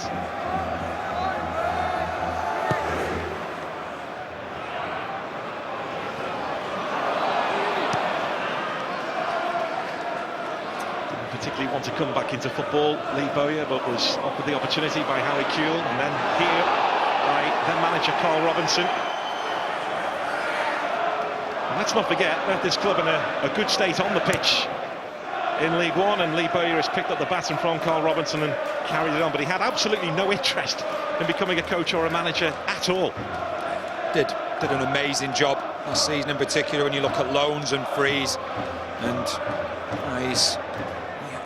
look at the start of this season as well, and like you say, the one thing he'll be thinking to himself, when everybody's back fit, they'll be once again competing. But they're showing, even with so many players out, they're able to compete. They've got good players with a good structure about them.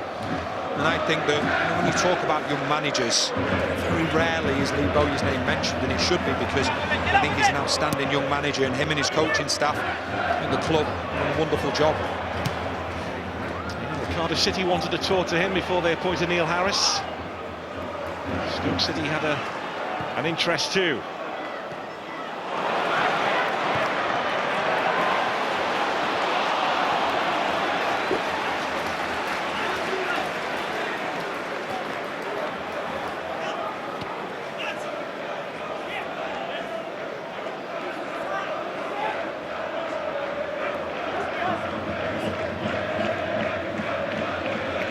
Tom Eves. Now Jackson Irvine. This is Elder. Brzezinski once more. Jackson Irvine, who's been dropped deeper in this second half after the change. Jared Bowen moving into a more central position. There's Bowler.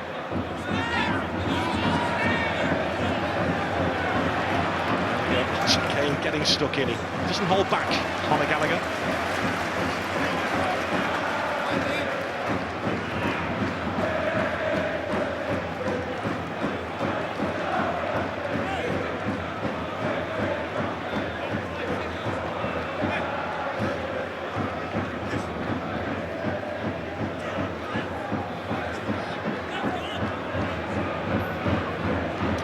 Swirling around the valley as Eves looks to pick up for Hull. Dealt with by Sarr.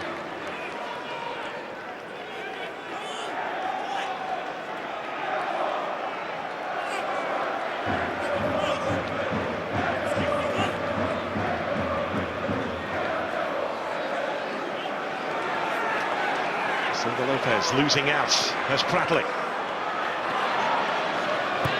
This is Gallagher with the outside of his boots, trying to set Macaulay Bonne away.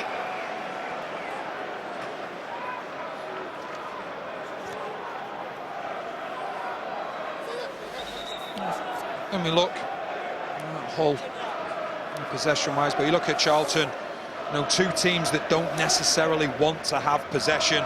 There's a prime example for Charlton. They want to be able to be compact and then play on the counter-attack, and with 50% possession, they've had no wins. They've earned the right, though. they've earned the right to be able to dictate is in terms of the tempo of the game, because they're leading, and it was so important for them when Hull equalised, for them to get back on top. That enables them then to allow Hull to go sideways and backwards, and for Charlton to sit deep and then play on the counter themselves. Matthews taking out Grzycki. Matthews, who is on a yellow card. Yeah, he's got to be careful, and that's what the Hull City players saying to the referee. Whether it be right or whether it be wrong, you hear it said a lot. But if he hadn't been booked, I think he gets booked then. It shouldn't matter. If it's a booking, it's a booking. Clearly Kamil Grzycki has kept calm, because he was straight into the face of Andy Davis in a non-confrontational manner. I'm going to go ahead and say one more. How many times did you hear that?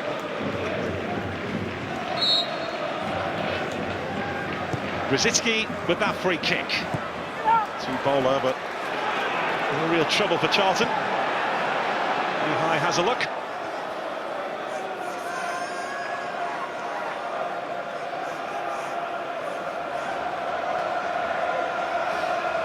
Well, Hull could be making another change shortly. Keane, Lewis Potter, the young striker from their academy, is being readied. Eves rising. That's Pearce.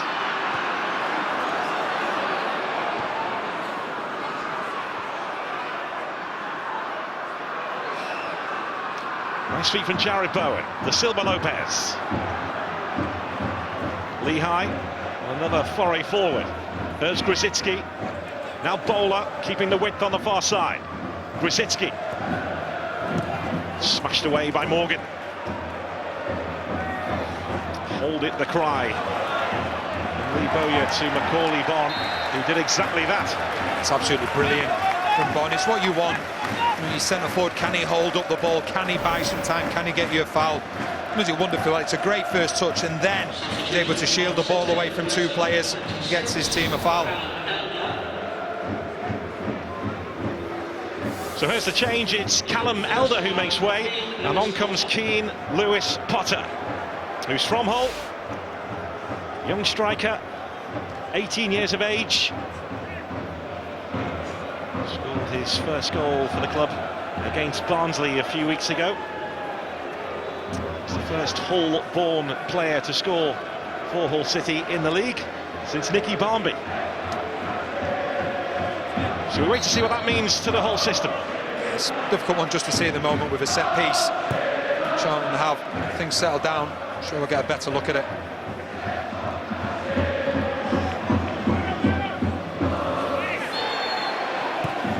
Foul by Eves.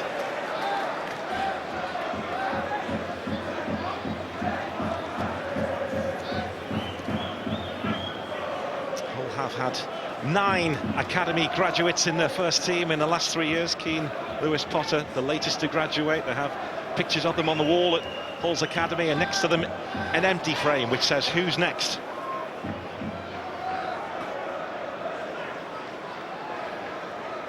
Let's not forget that Daniel James was in Hull City's academy before opting to move to Swansea. Hull got around about £75,000 compensation, but a little bit more when Daniel James moved from Swansea to Manchester United in the summer.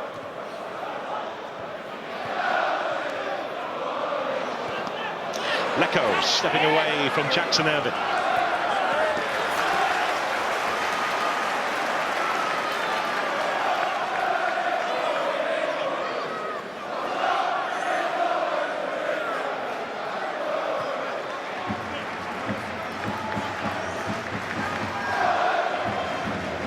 Gallagher demanding the ball. It's gone beyond him to Pratley.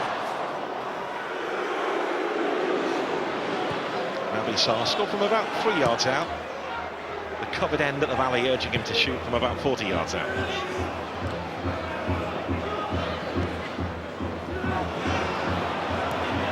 Bowen slipped through nicely to Grzycki. Grzycki was closing in, but this time it's Lockyer with the perfectly timed tackle. It's really good defending from Lockyer. It's a quick break from Hull.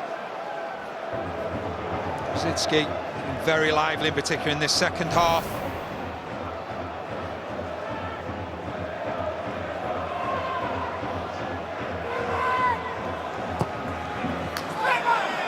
decisive lift on that corner.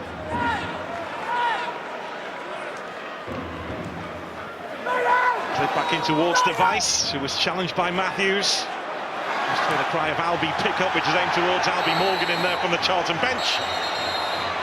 And Lecco was held back.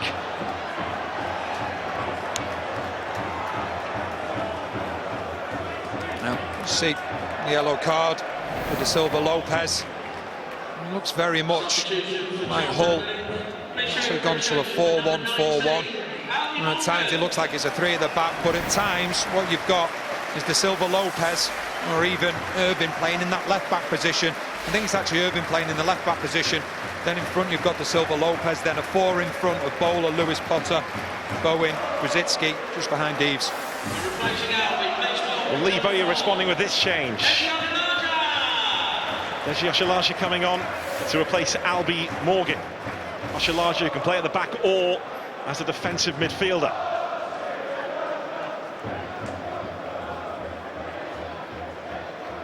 As we've seen before from Lee Bowyer, he's not afraid to change system in games.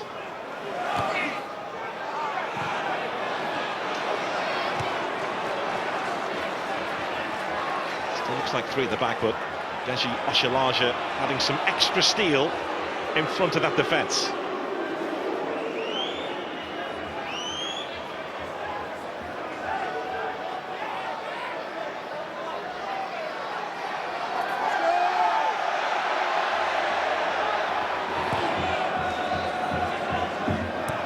Irvin. De Silva Lopez. Lehigh. There's Bowler.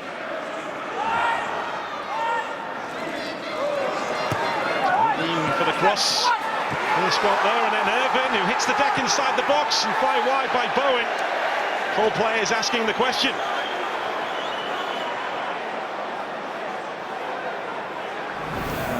It's Irvin that made a really late run. He just gets in there.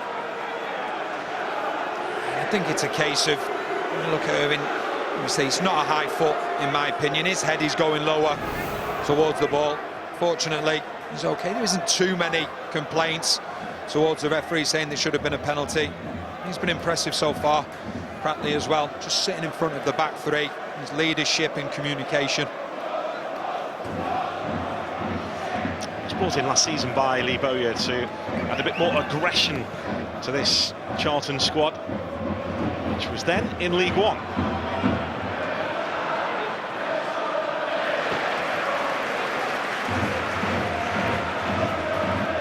Into the final quarter of this contest. Charlton have the edge right now.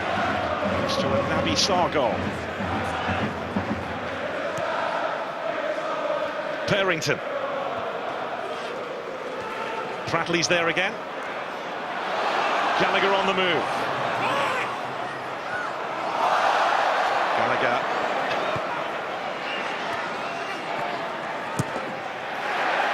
Lehigh not happy, he's been nutmegged a couple of times this evening. It's Jonathan Lecco, but it's a wild effort.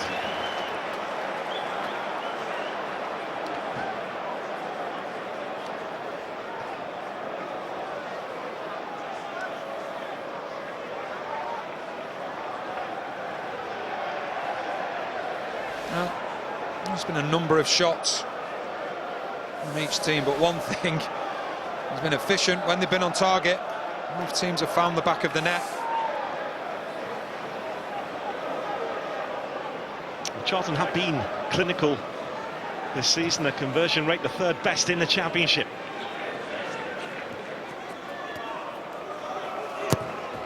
Device, a bouncing cross. Again, it was awkward. Again, it was Lockyer who got to it.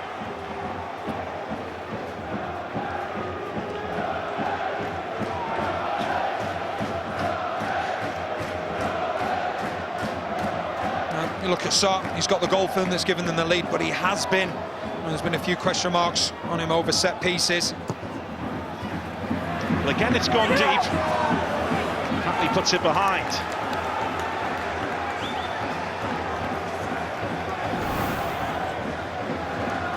He just comes towards Pratley, gets himself in the right position. He's been outstanding so far in this game.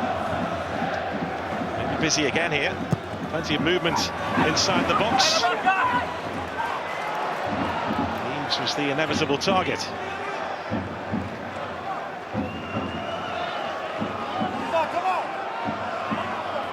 That set-piece defending you mentioned of Naby Sarr, who was caught out for 2 goals against Millwall. A game you never want to lose as a Charlton player a few weeks ago.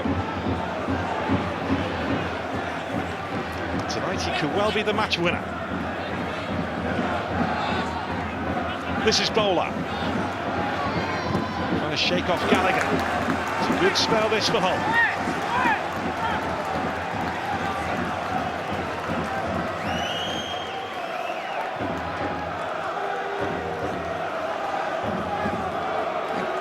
Just looking at Sarr. He's just been picking up Berg. It's important. Each tries to get a nudge on the ball.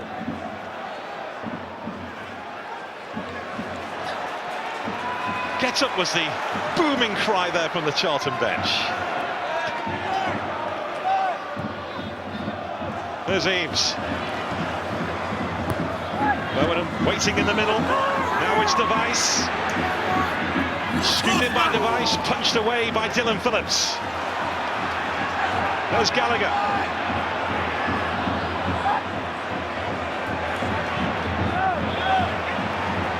Side against Lecco. Sloppy from Charlton.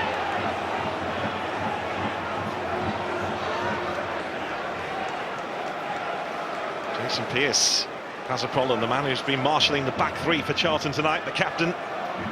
They're struggling at the moment, which will be no surprise to Lee Bowyer because of the amount of injuries that have been stacking up in the last few weeks.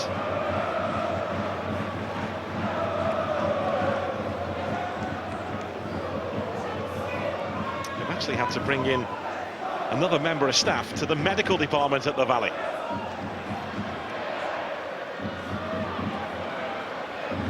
Gallagher trying to shake off De Silva Lopez, who emerges with the ball.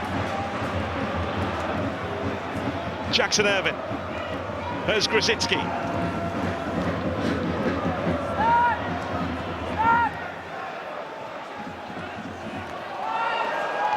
Lewis Potter. Grzycki. By Goalwards. And Dylan Phillips keeps out Jarrett Bowen.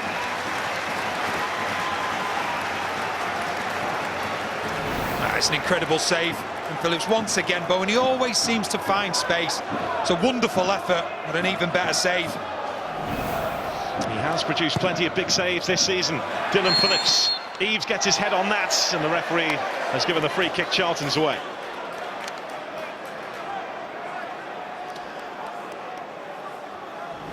I think one of the things say about goalkeepers, you see how good they are when they haven't got much to do in the concentration. That was absolutely wonderful there, not just to get his hand to it, but to get it out of harm's way as well. Didn't think he'd get a chance here at Charlton, Dylan Phillips. Just over a year ago, he was playing back up to Jed Steer.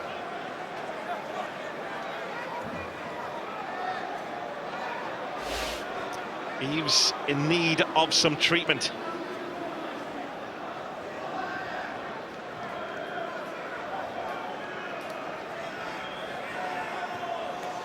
I think when we look at Hull, they'll be disappointed in the manner in which they've conceded the goal. The first one was poor, but this one, like I say, you just see Sarr, he's circled and he doesn't break stride, he just carries on his run and he runs past the midfield and no one's taking any notice of him. They're getting dragged towards the ball, attracted towards the ball.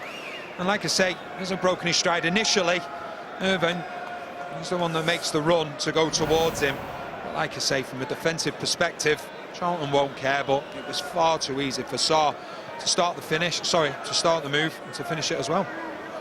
Well, they say he's amongst the best finishers in training, Naby Sarr. The concern here for Hull striker Tom Eaves.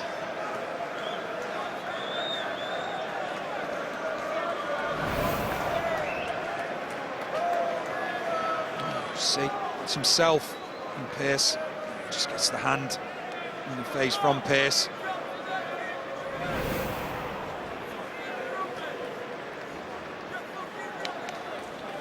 So it's the end of the game for Tom Eaves, and on in his place comes George Honeyman, who left his first love Sunderland in the summer to move to Hull. He does not have good memories of Charlton for the playoff final at Wembley in May. So Honeyman on, and off goes Eaves.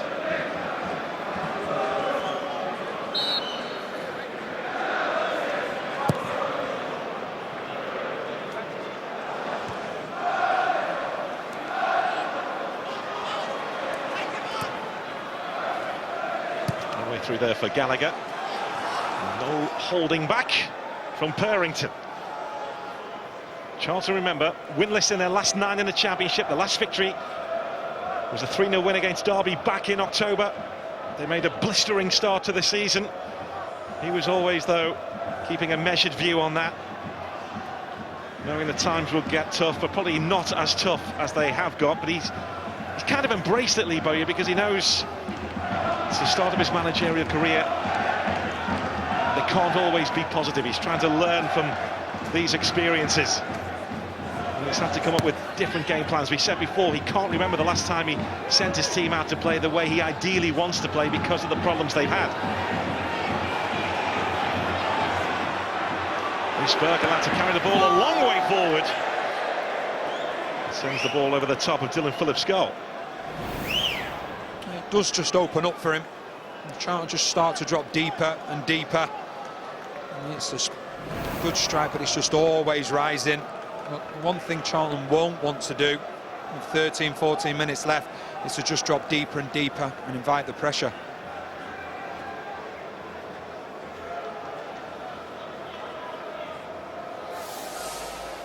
Huge game on the way tomorrow from midday in the Championship. Birmingham City against West Bromwich Albion, Sky Sports Football.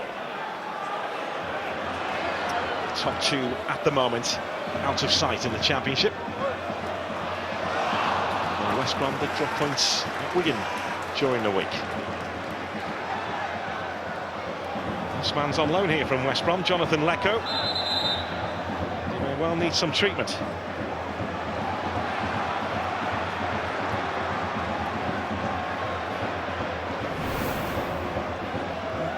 Lively this evening, Lecco. Oh, just it's a painful one, and it's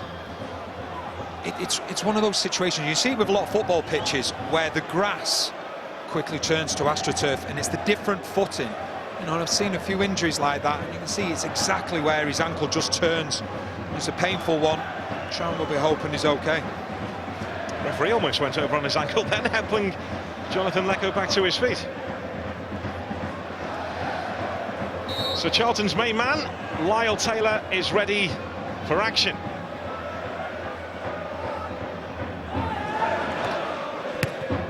Came on against Middlesbrough, came on for 20 minutes against Huddersfield, which meant he couldn't start here tonight. As we said earlier, Lee Bowyer was desperate to start him, but he listened to the medical staff.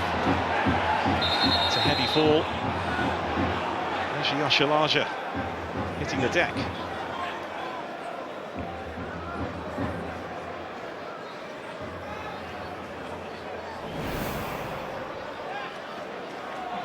Just going up. It seems to be okay.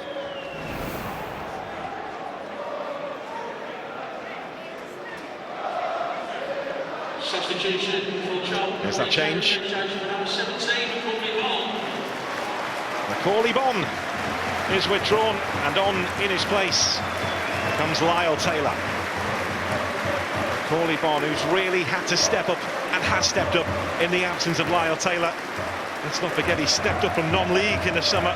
He's withdrawn, and on comes Taylor. I think he's done really well, Bonne. At times just holding the ball up, bringing others in. And a very selfless performance from him. But Taylor, lean back, you can hear the response from the crowd. He really is the talisman here. The goals that he gets, but it's not just that, he brings the best out in others, and the Charlton fans, they'll be delighted to see him back on the pitch. But as you've already said, Lee Bowyer doesn't want to rush it and wants to do bit by bit before he's ready to start. Because the last thing we want from his star striker being out for so long, bring him back too quickly and then he's out again. 25 goals he scored last season with a local boy from Greenwich.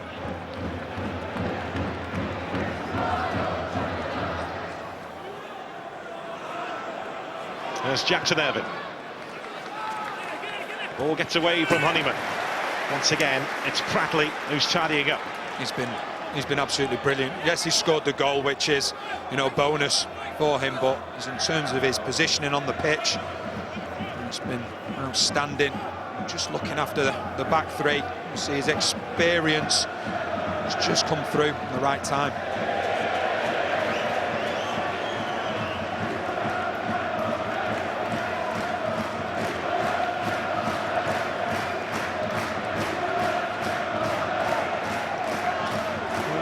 An eyebrow or two raised here when Charlton made the move for Darren Pratley last season. He's played a big part in their rise. Bowyer calls him priceless.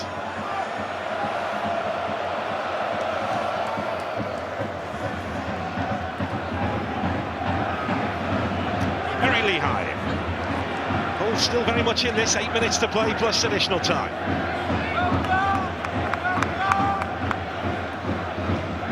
This is Burke. Jackson Irvine.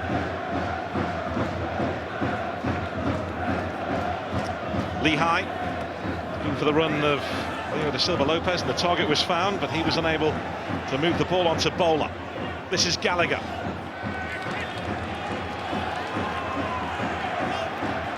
It's difficult for Charlton to get out at the moment. They're dropping deeper and deeper. You even see Taylor is dropping in now as well, and there's a real outball at the moment. Well, they have conceded a few late goals this season, have Charlton Athletic, which will encourage Hull.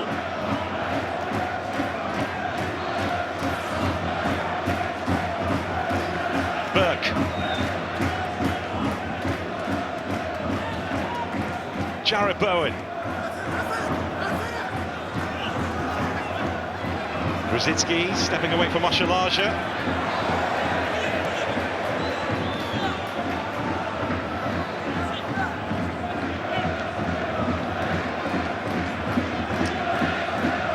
Assist earlier on in the half. Jared Bowen's goal, which put Hull level at the time. Lyle Taylor.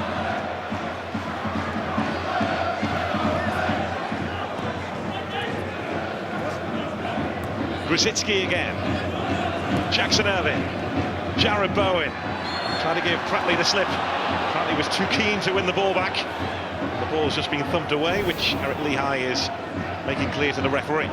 It's just once again, Bowen's just dropping that little bit deeper. Pratley's making sure that he can't have time on the ball, because we know how clever he is, we know what a good player he is, and Pratley's just trying to stay on top of him.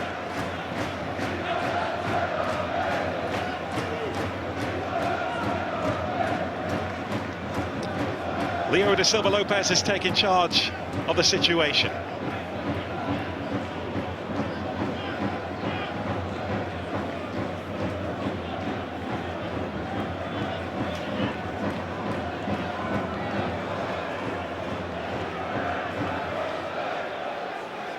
Charlton bench trying to get some instructions onto Conor Gallagher, who's standing slap bang in the middle of the 18-yard box.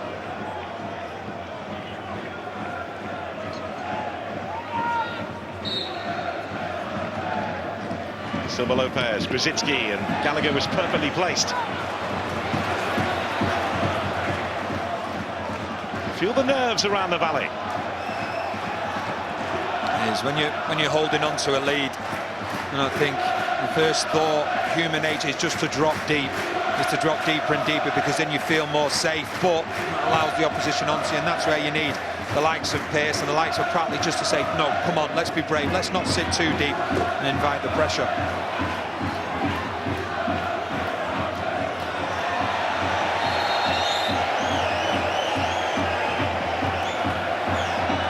Card on the way to Jackson Irvine.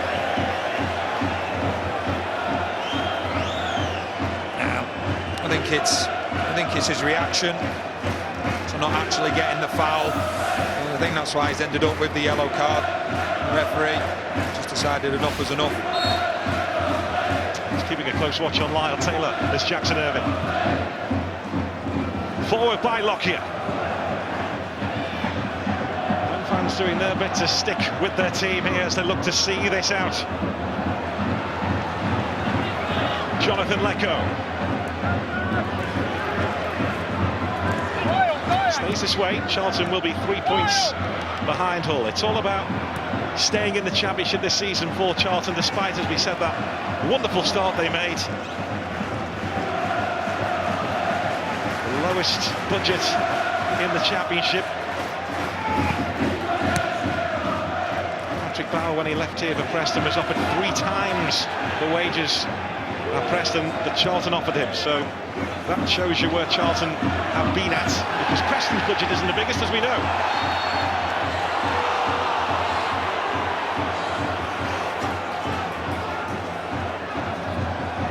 Lyle Taylor's back.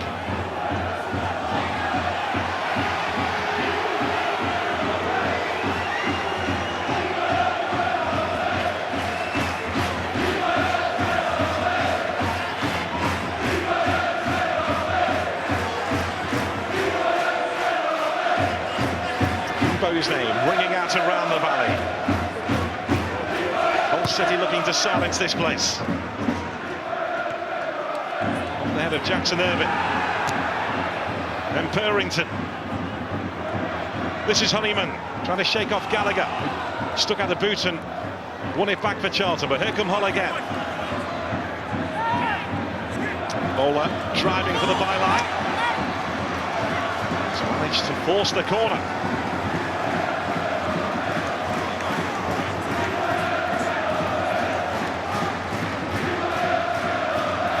Reesberg makes his way forward from the back. Dean Lewis Potter has a good leap on him. Is standing just in front of Dylan Phillips. Off the head of Pearce, who took charge of the situation. Here goes Taylor.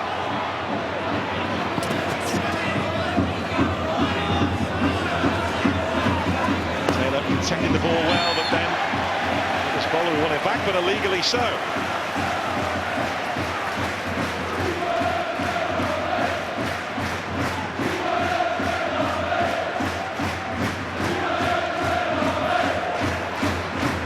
Dancing to that then, Lee Bowyer.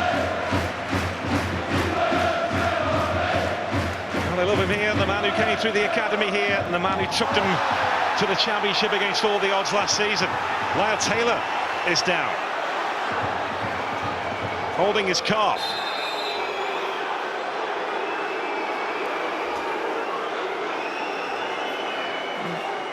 I'm just wondering whether it should have been a foul, because what he does is he gets his body in the way.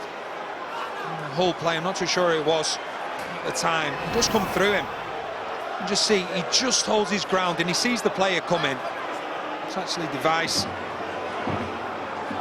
Looks like he goes through the back of him. The referee's not giving anything. I think looking at Charlton, we'll be most concerned about. There's a star striker coming back. We'll be hoping he hasn't picked up another injury. Well, the problem they've had this season is that players who have come back from injury have re-injured themselves. And that expression from Lee Bowyer there says it all. Well, I think the one thing he'll be hoping, you can see Taylor, he's speaking to the assistant referee, he'll be hoping it's more of an impact than anything.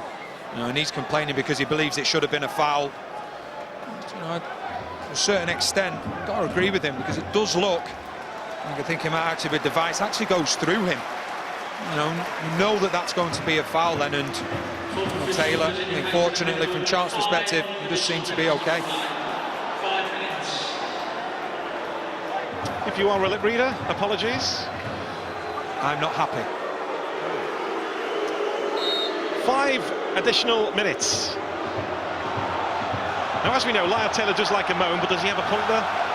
Yeah, I think so. I think he does have a point. You can see because, you know, he's placed himself in a position where if the whole play is going to win the ball, he's actually got to go through him, and that's why I think he's frustrated.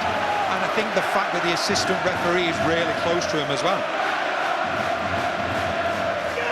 George Honeyman retrieving the ball from the Charlton dugout. But this is why there are nerves around the valley. Charlton have been hit late before. Brzezinski.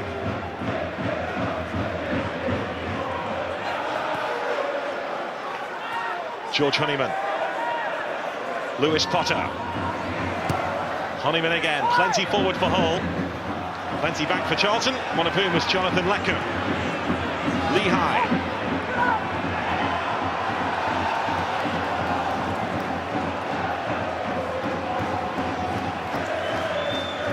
Hull City looking to rescue this game. Time is running out. This is Burke. Naby Sarr, the best header, but he was helped out by Pratley.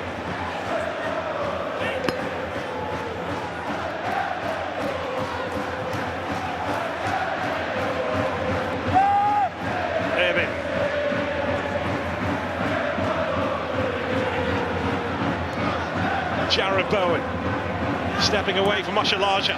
Still well, Jared Bowen. Lehigh couldn't quite guide the ball back into his path, but here come Hull City again. De Silva Lopez away from Gallagher. Fired in by Device, fired away by Lockyer. Charlton minutes away from their first win since October.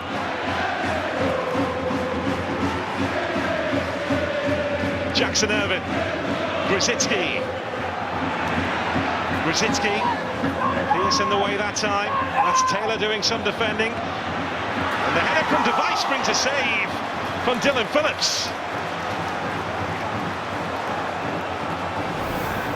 Once again, it's a good save from Phillips.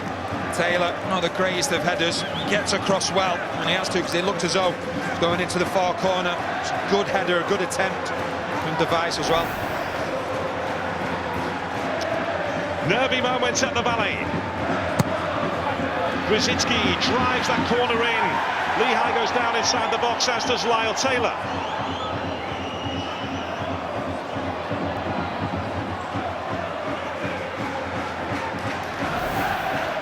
It's good defending from Taylor.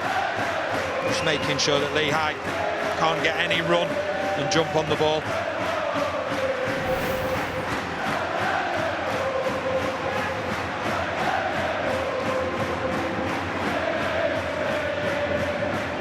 Considering the players they are missing, albeit like Taylor is back tonight, but only from the bench, this would be a big win for Charlton Athletic if they can hold on.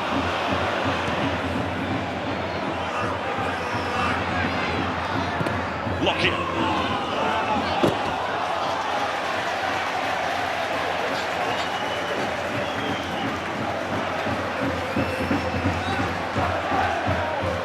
Closing stages. Danny Higginbottom, I think I know the answer, but who's your man of the match? Well, there's been some very good performances, but none more so than that man Darren Pratley. He's been absolutely magnificent, probably playing a lot more games than what he would necessarily want to do at this stage of his career because of the injuries to the likes of Cullen, to the likes of Phil, but he's been brilliant. His experience has shone through. And as a bonus, he's got the goal as well, but like I say, absolutely magnificent.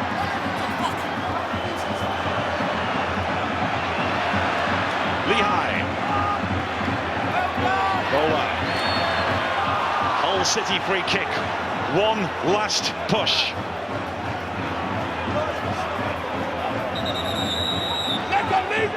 Lehigh retrieving the ball from Jonathan Lecco, who's just been yellow carded.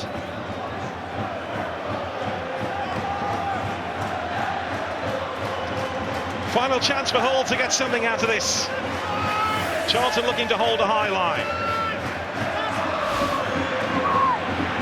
Away by Pearce. Brzezinski, can he produce a moment of magic? He's into that ball in dangerously, and it's squeezed in. Keane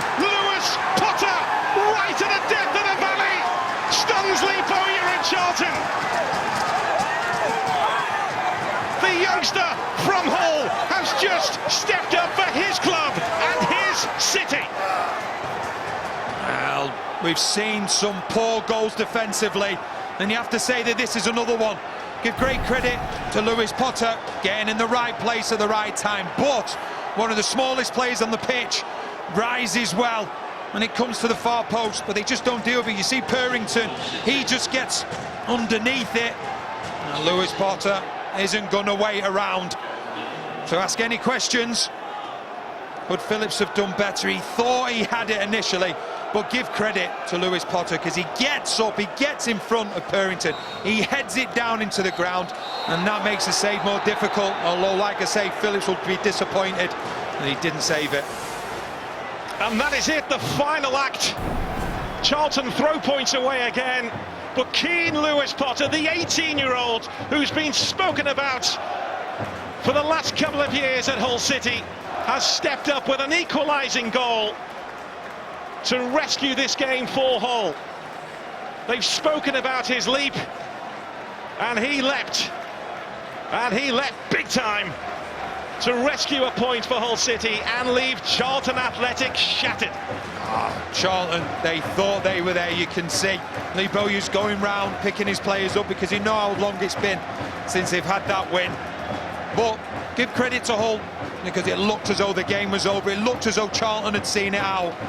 But then, like I say, you look at the goals this evening, and defensively, you won't be happy, either team, with the goals that they've conceded. But Charlton, like I say, you can see the disappointment in Phillips's face. They will be really bitterly disappointed they weren't able to hold on. Well, the last time Grant McCann left the Valley was back in May. He said he felt physically sick, and it took him months to get over Doncaster's penalty shootout playoff defeat here. This time he's returned as Hull City manager. This time he will leave with a spring in his step because of the way his team have saved this. Yeah, they've gone all the way until the end. It looked as though Charlton were going to hold on.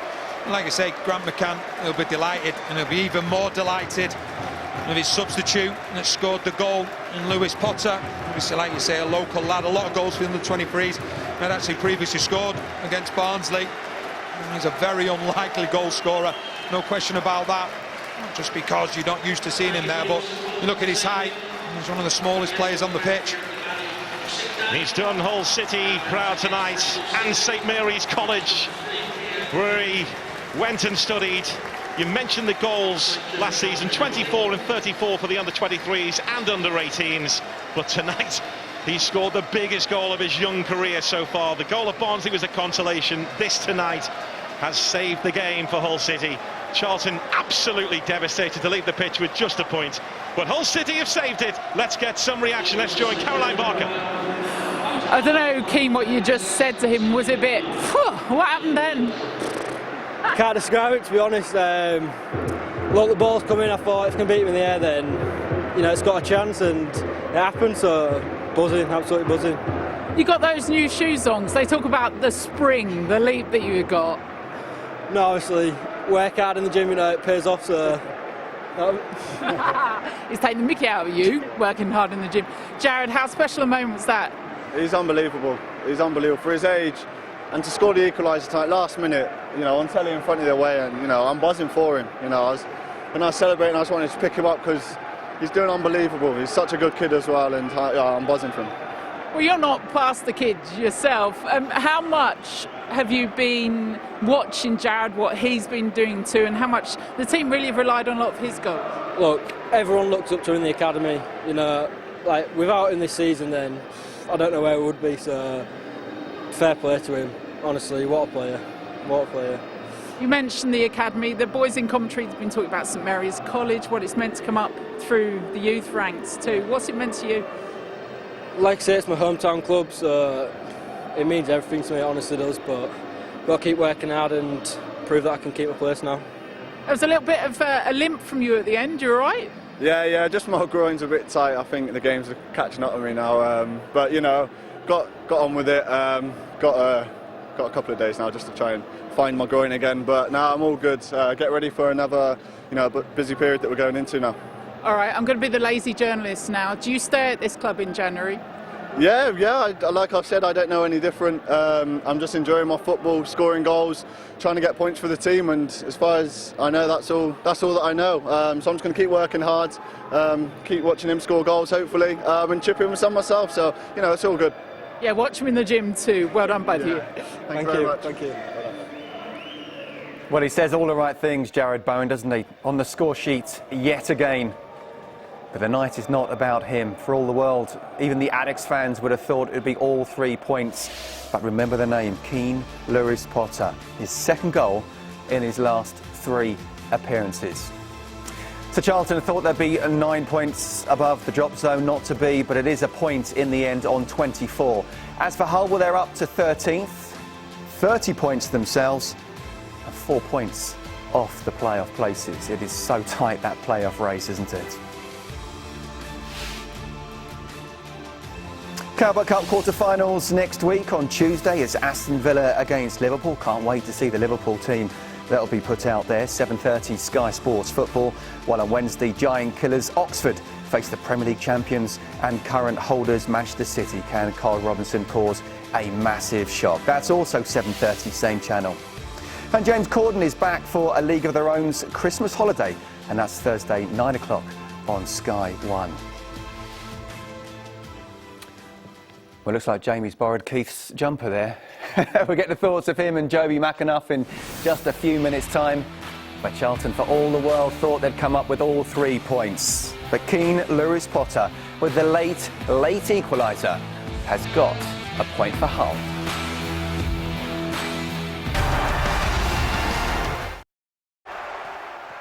Oh, a heck of a game at the Valley, and what an ending as well.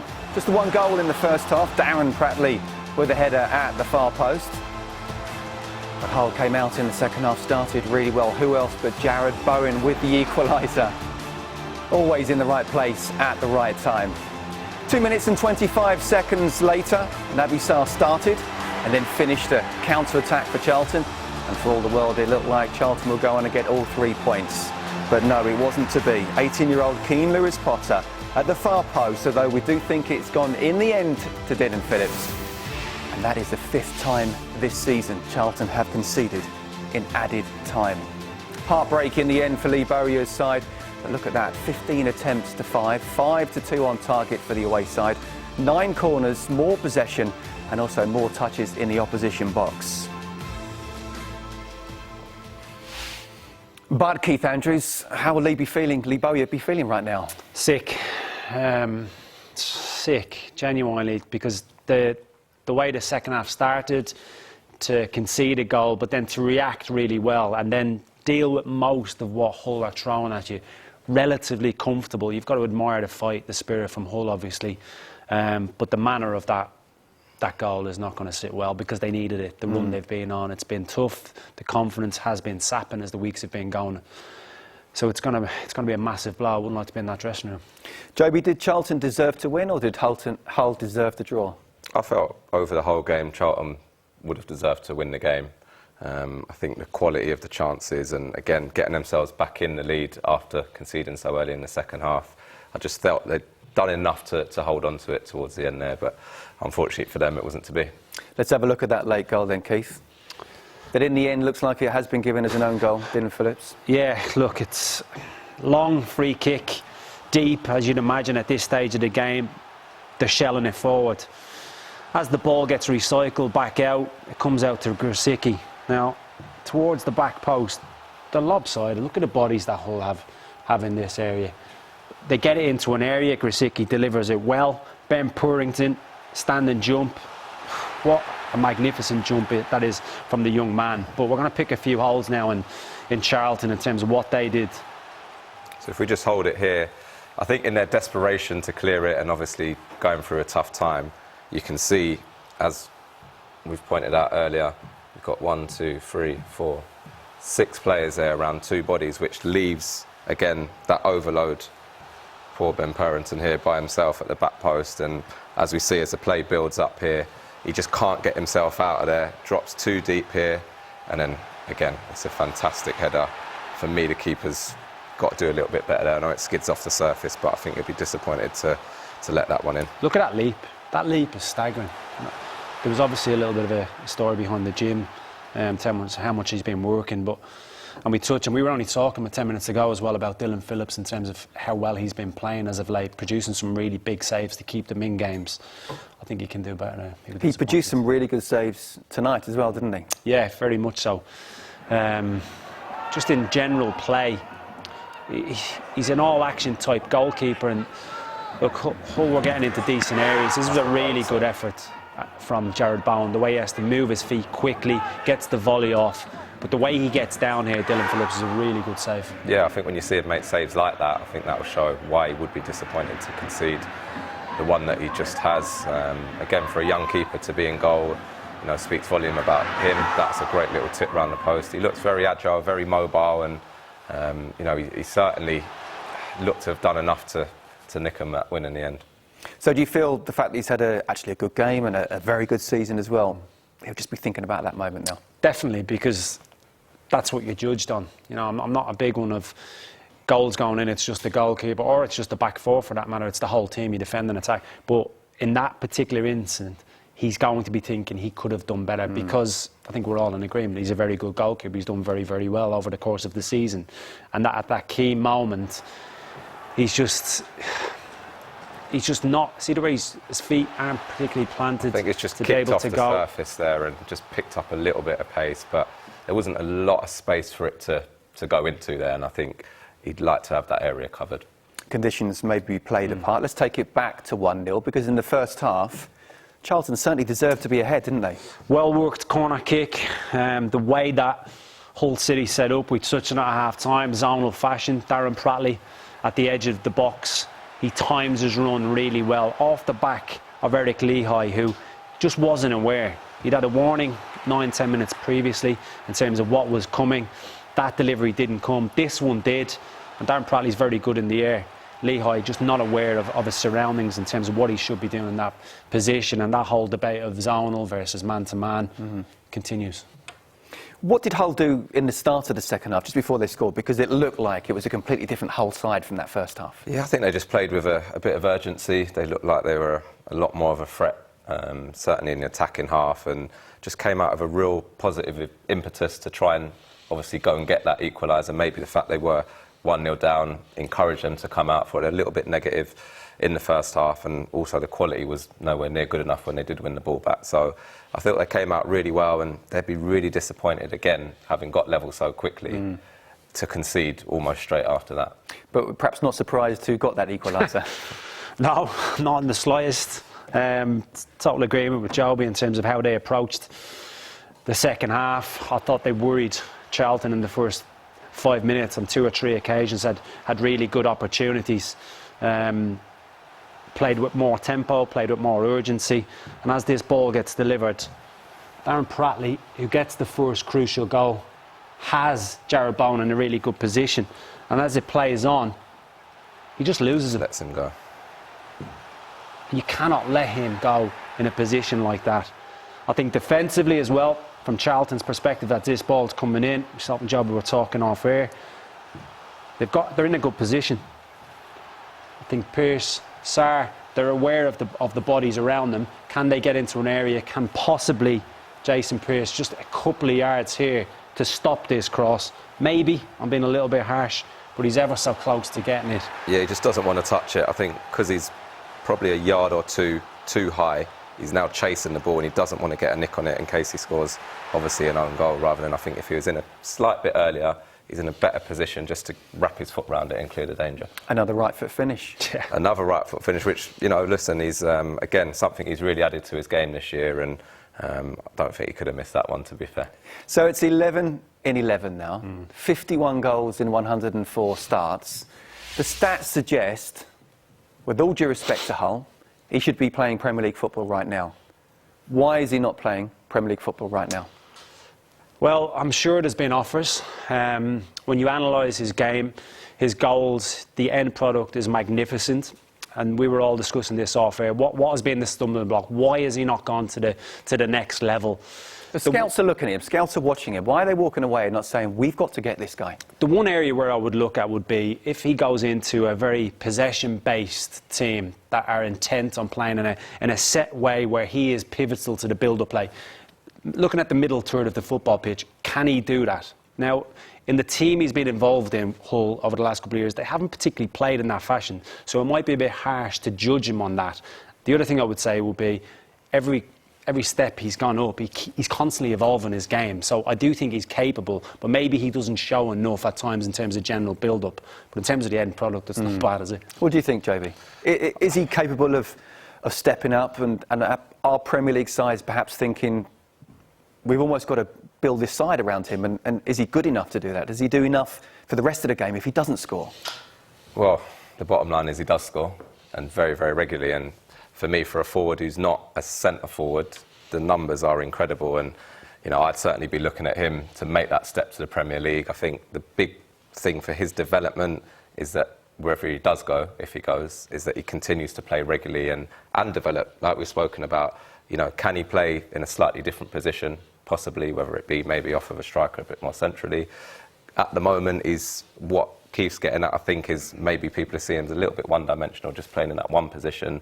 And obviously, to go to that next stage, you have to be a little bit more adaptable. So he looks coachable, doesn't he? He looks like 100%. a great fella. Every time he's interviewed, he's very honest. He's a lovely humility about the way he speaks. And he's not gone to Grant McCann and said, I want to move. Exactly. He's a good professional. I think so, yeah. So I would imagine, as a coach, he's someone you would want to work with. You show him his clips back. You show him areas where he needs to work on. I would imagine he's very good in that department. So that's why I'm thinking it's harsh to judge him solely on what way Hull play, because they have to play in a certain way to get results. They're not open, free-flowing, expansive. Maybe if he goes to that next level with a team that play like that, he can go with that. He went away in the summer, practiced on his right foot, and look what's happening now. Let's look at 2-1 as well, because we talked about how counter-attacking could play a big part and how actually poor it was in the first half. 2-1 was a good example of how you can do it. I'll tell you what, this is how you counter-attack. This was our biggest flaw at half-time. For both teams, it must be said, when you step out and you counter-attack, which they've had to do from very deep, you need options. He's got Conor Gallagher on the left and on the right. Good options. Doesn't panic, draws Irvine into the equation. 2 passes, they're in the final third. Lako's in this position here. Now Hull at this stage are scrambling. You can see Silva Lopez getting across all the way. This is an issue here. Can he get in and recover as it plays on?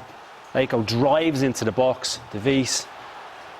And as it comes over, Naby Sarr started the move in his own 18-yard box. And he finishes it basically in around 6-yard box of Hull. I think it's the first pass out here, which in the first half was not good enough. They were giving the possession away way too cheaply. And as it carries on here, Naby Sarr keeps going. Leko, good play. And we'll pause it here. And you see Irvine just in a really good position to start with. It's probably a couple of yards. He's just got to get himself back goal side of Naby Sarr. Doesn't quite track him. And then the other one we want to point out here is Eric Lehigh. Yeah, he has to do better. He's the one looking at this. Originally, that's his concern there. Now it has to be Naby Sarr in here. He has to be aware of that because he is the biggest danger. He doesn't react. He's got to narrow up. He's got to be aware. It's got to be instinctive. He's on the back foot, isn't he? It's poor. It's a lack of awareness that we pointed out in the first goal. And, you know, he's just got to open out, have a little glance over his shoulder and be aware, as Keith says, of that runner coming in, you know. It's just not good enough, really. It wasn't costly in the end because of that late equaliser, and Hull get a point at the Valley. Plenty more to talk about here for us. And when we come back, it will be interesting to hear the thoughts of Grant McCann, but especially Lee Bowyer.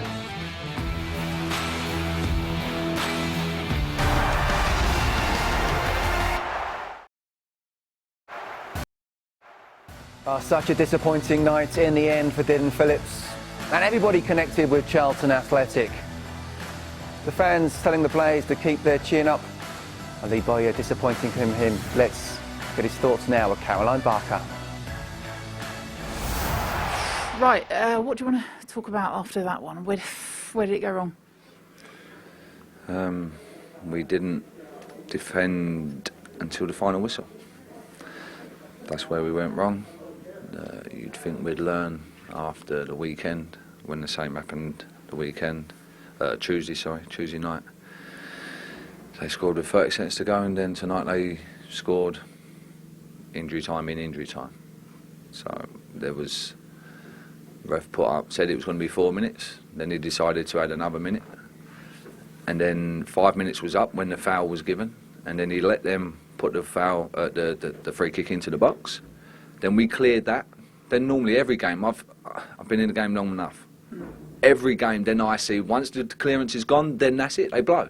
But no, he lets them then put another cross in, then they score.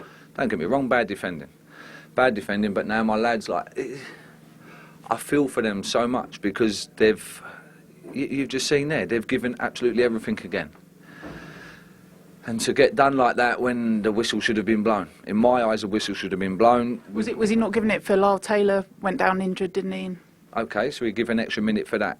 But the 5 minutes was up before they then put the free kick into the box. So then if the 5 minutes is up then, where does the extra time come beyond the extra time? What, you just add a little bit just to see if they can maybe score, which they done? That don't happen. You can't just make your own rules up. That's not going through his head though, is he, thinking about that? Yeah, but the time's up. The time's up. You put 5 minutes up, when it's 5 minutes, then the time's up. That's what happens in every other game that I watch. They might let you put a ball into the box, but then when it gets cleared, they blow the whistle. I've seen that a million times. But not tonight. That ain't happened because then they've let it then put another ball into the box and then they've scored. Don't get me wrong, we should defend it better. There's no questioning. We should defend it better. But to come away with 1 point after everything that the players have just put in, I feel for them. I'm disappointed for us. I'm disappointed for our fans. They did not stop singing all night, and we're all leaving disappointed with a point. And that's how far this football club's come. In the time that I've been here, we've come on leaps and bounds. We're competing against Hull, a good side, and we've got so many people out. That just shows the character that we've got in that dressing room. But they deserve more tonight. For 100%, they deserve more. We haven't got that long with you, but on that point, you said before the game that there were some strange things said last night. Can you give us any more on that? Or just strange things, like there's ideas that are getting bounced around, and that's obviously private. So no. The reason I say that is that you're stood here, you're trying to put an 11 out. You can't even get enough to fill the subs bench because of the injuries. You need this to happen to get players through the door, don't you? Yeah, I do. And I also know that that my head's not in a good place at the moment, and you're trying to dig something out of me which is not going to happen. I respect our meeting last night, and what went on behind closed doors stays behind closed doors. Please don't take out of context when I say strange things that it was something strange and weird. No. It was just conversation, and then there was some things that was said, and you think, okay, well that's a bit different. That's what I meant by strange. So please don't think that there was anything different to that. No, it's just about getting some clarity behind that, and you've done that, and I respect that. What players have you got coming back now that can change things? Well, as you see, Lyle came on at the end there, so he will be now ready to start again. Johnny Williams will then train with us Monday. He will have a full week's training, will be on the bench as long as he comes through the week's training. Sam Field comes back to us Wednesday from West Brom. I know the fitness coach there. I know he's had a good workout there, and he's ready to go, from what I understand. Again, we have to bled these players back in again. We can't just say, right, there you go, there's 90 minutes. We have to break them in, a bit like what we were doing with Lowell. But the positive thing is we've got 2 more coming back into the group next week. You said that you're kind of a plumber without your tools at the moment. When they're all back, this team, they're not in danger, are they, of relegation? No, I don't think so, because before we lost Lowell, 6 games in, we won 4, drew 2. Then we had an international break. Lowell went away, come back, got injured, and then since then we was okay without Lowell. We were still scoring goals, creating chances, and slowly but surely we went to Fulham with a lot of players out. We went to West Brom with a lot of players out, and got good results, and was in them games. And so yeah, I believe once we get some of these players back, and all of them would be great, but I know how football works. You don't always have a full squad, but once we get some more back, then I'm sure we'll start picking up more results, and again, with all the bodies out, we're still competing and putting on a good show. All right, Lee. Thank you. Appreciate it. Thank you. Yeah, it must have been hard for Lee to come out and talk, understand his frustration, but these are the last 10 games of Charlton. No wins in them, just 3 draws, so 3 points from a possible 30, and no clean sheets in there either. It's a tough time at the moment, Keith, isn't it? Yeah, very tough time, and he's clearly hurting. You could see he was very emotional in that interview, and you've got to feel for him, because really they should have done enough to get 3 points tonight. So you get the 3 points, the confidence just comes back. The training ground on Monday morning is a much better place. You give the players the weekend off. You've got the players coming back from injury. They make a big difference. So it's a tough night for him.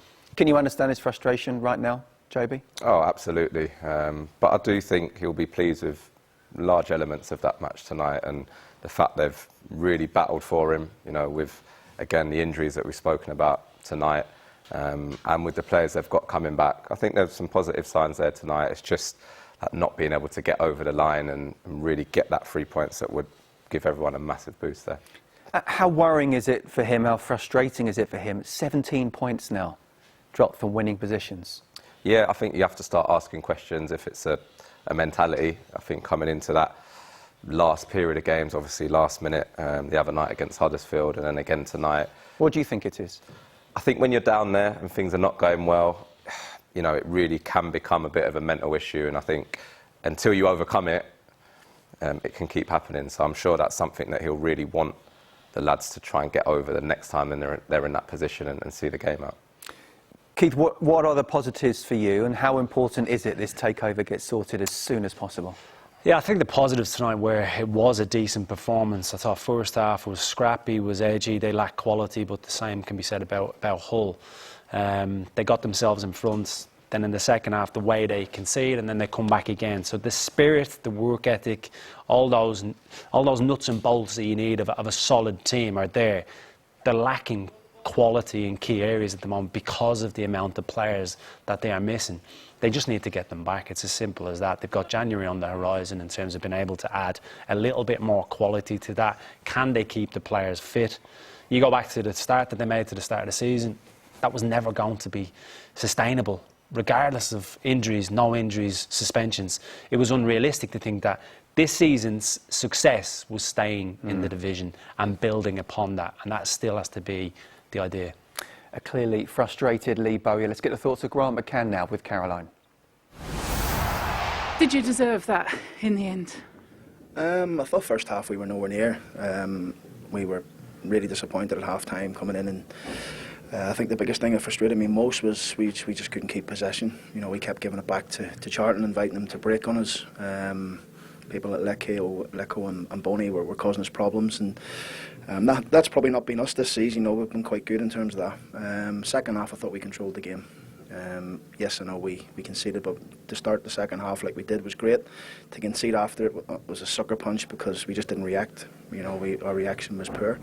But to keep going, and this group has done it numerous times this season, they keep going, and I'm delighted for young Keno to leap again and get an equaliser at the back post.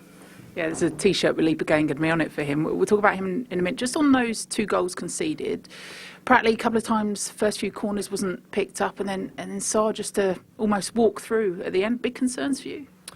Yeah, we pride ourselves on corners. We don't concede many. We've conceded one tonight, yes, but we have probably conceded 2 or 3 corners this season, goals from corners. So we just switched off for a split second, and you know we know what we've done wrong, so we'll try and address that.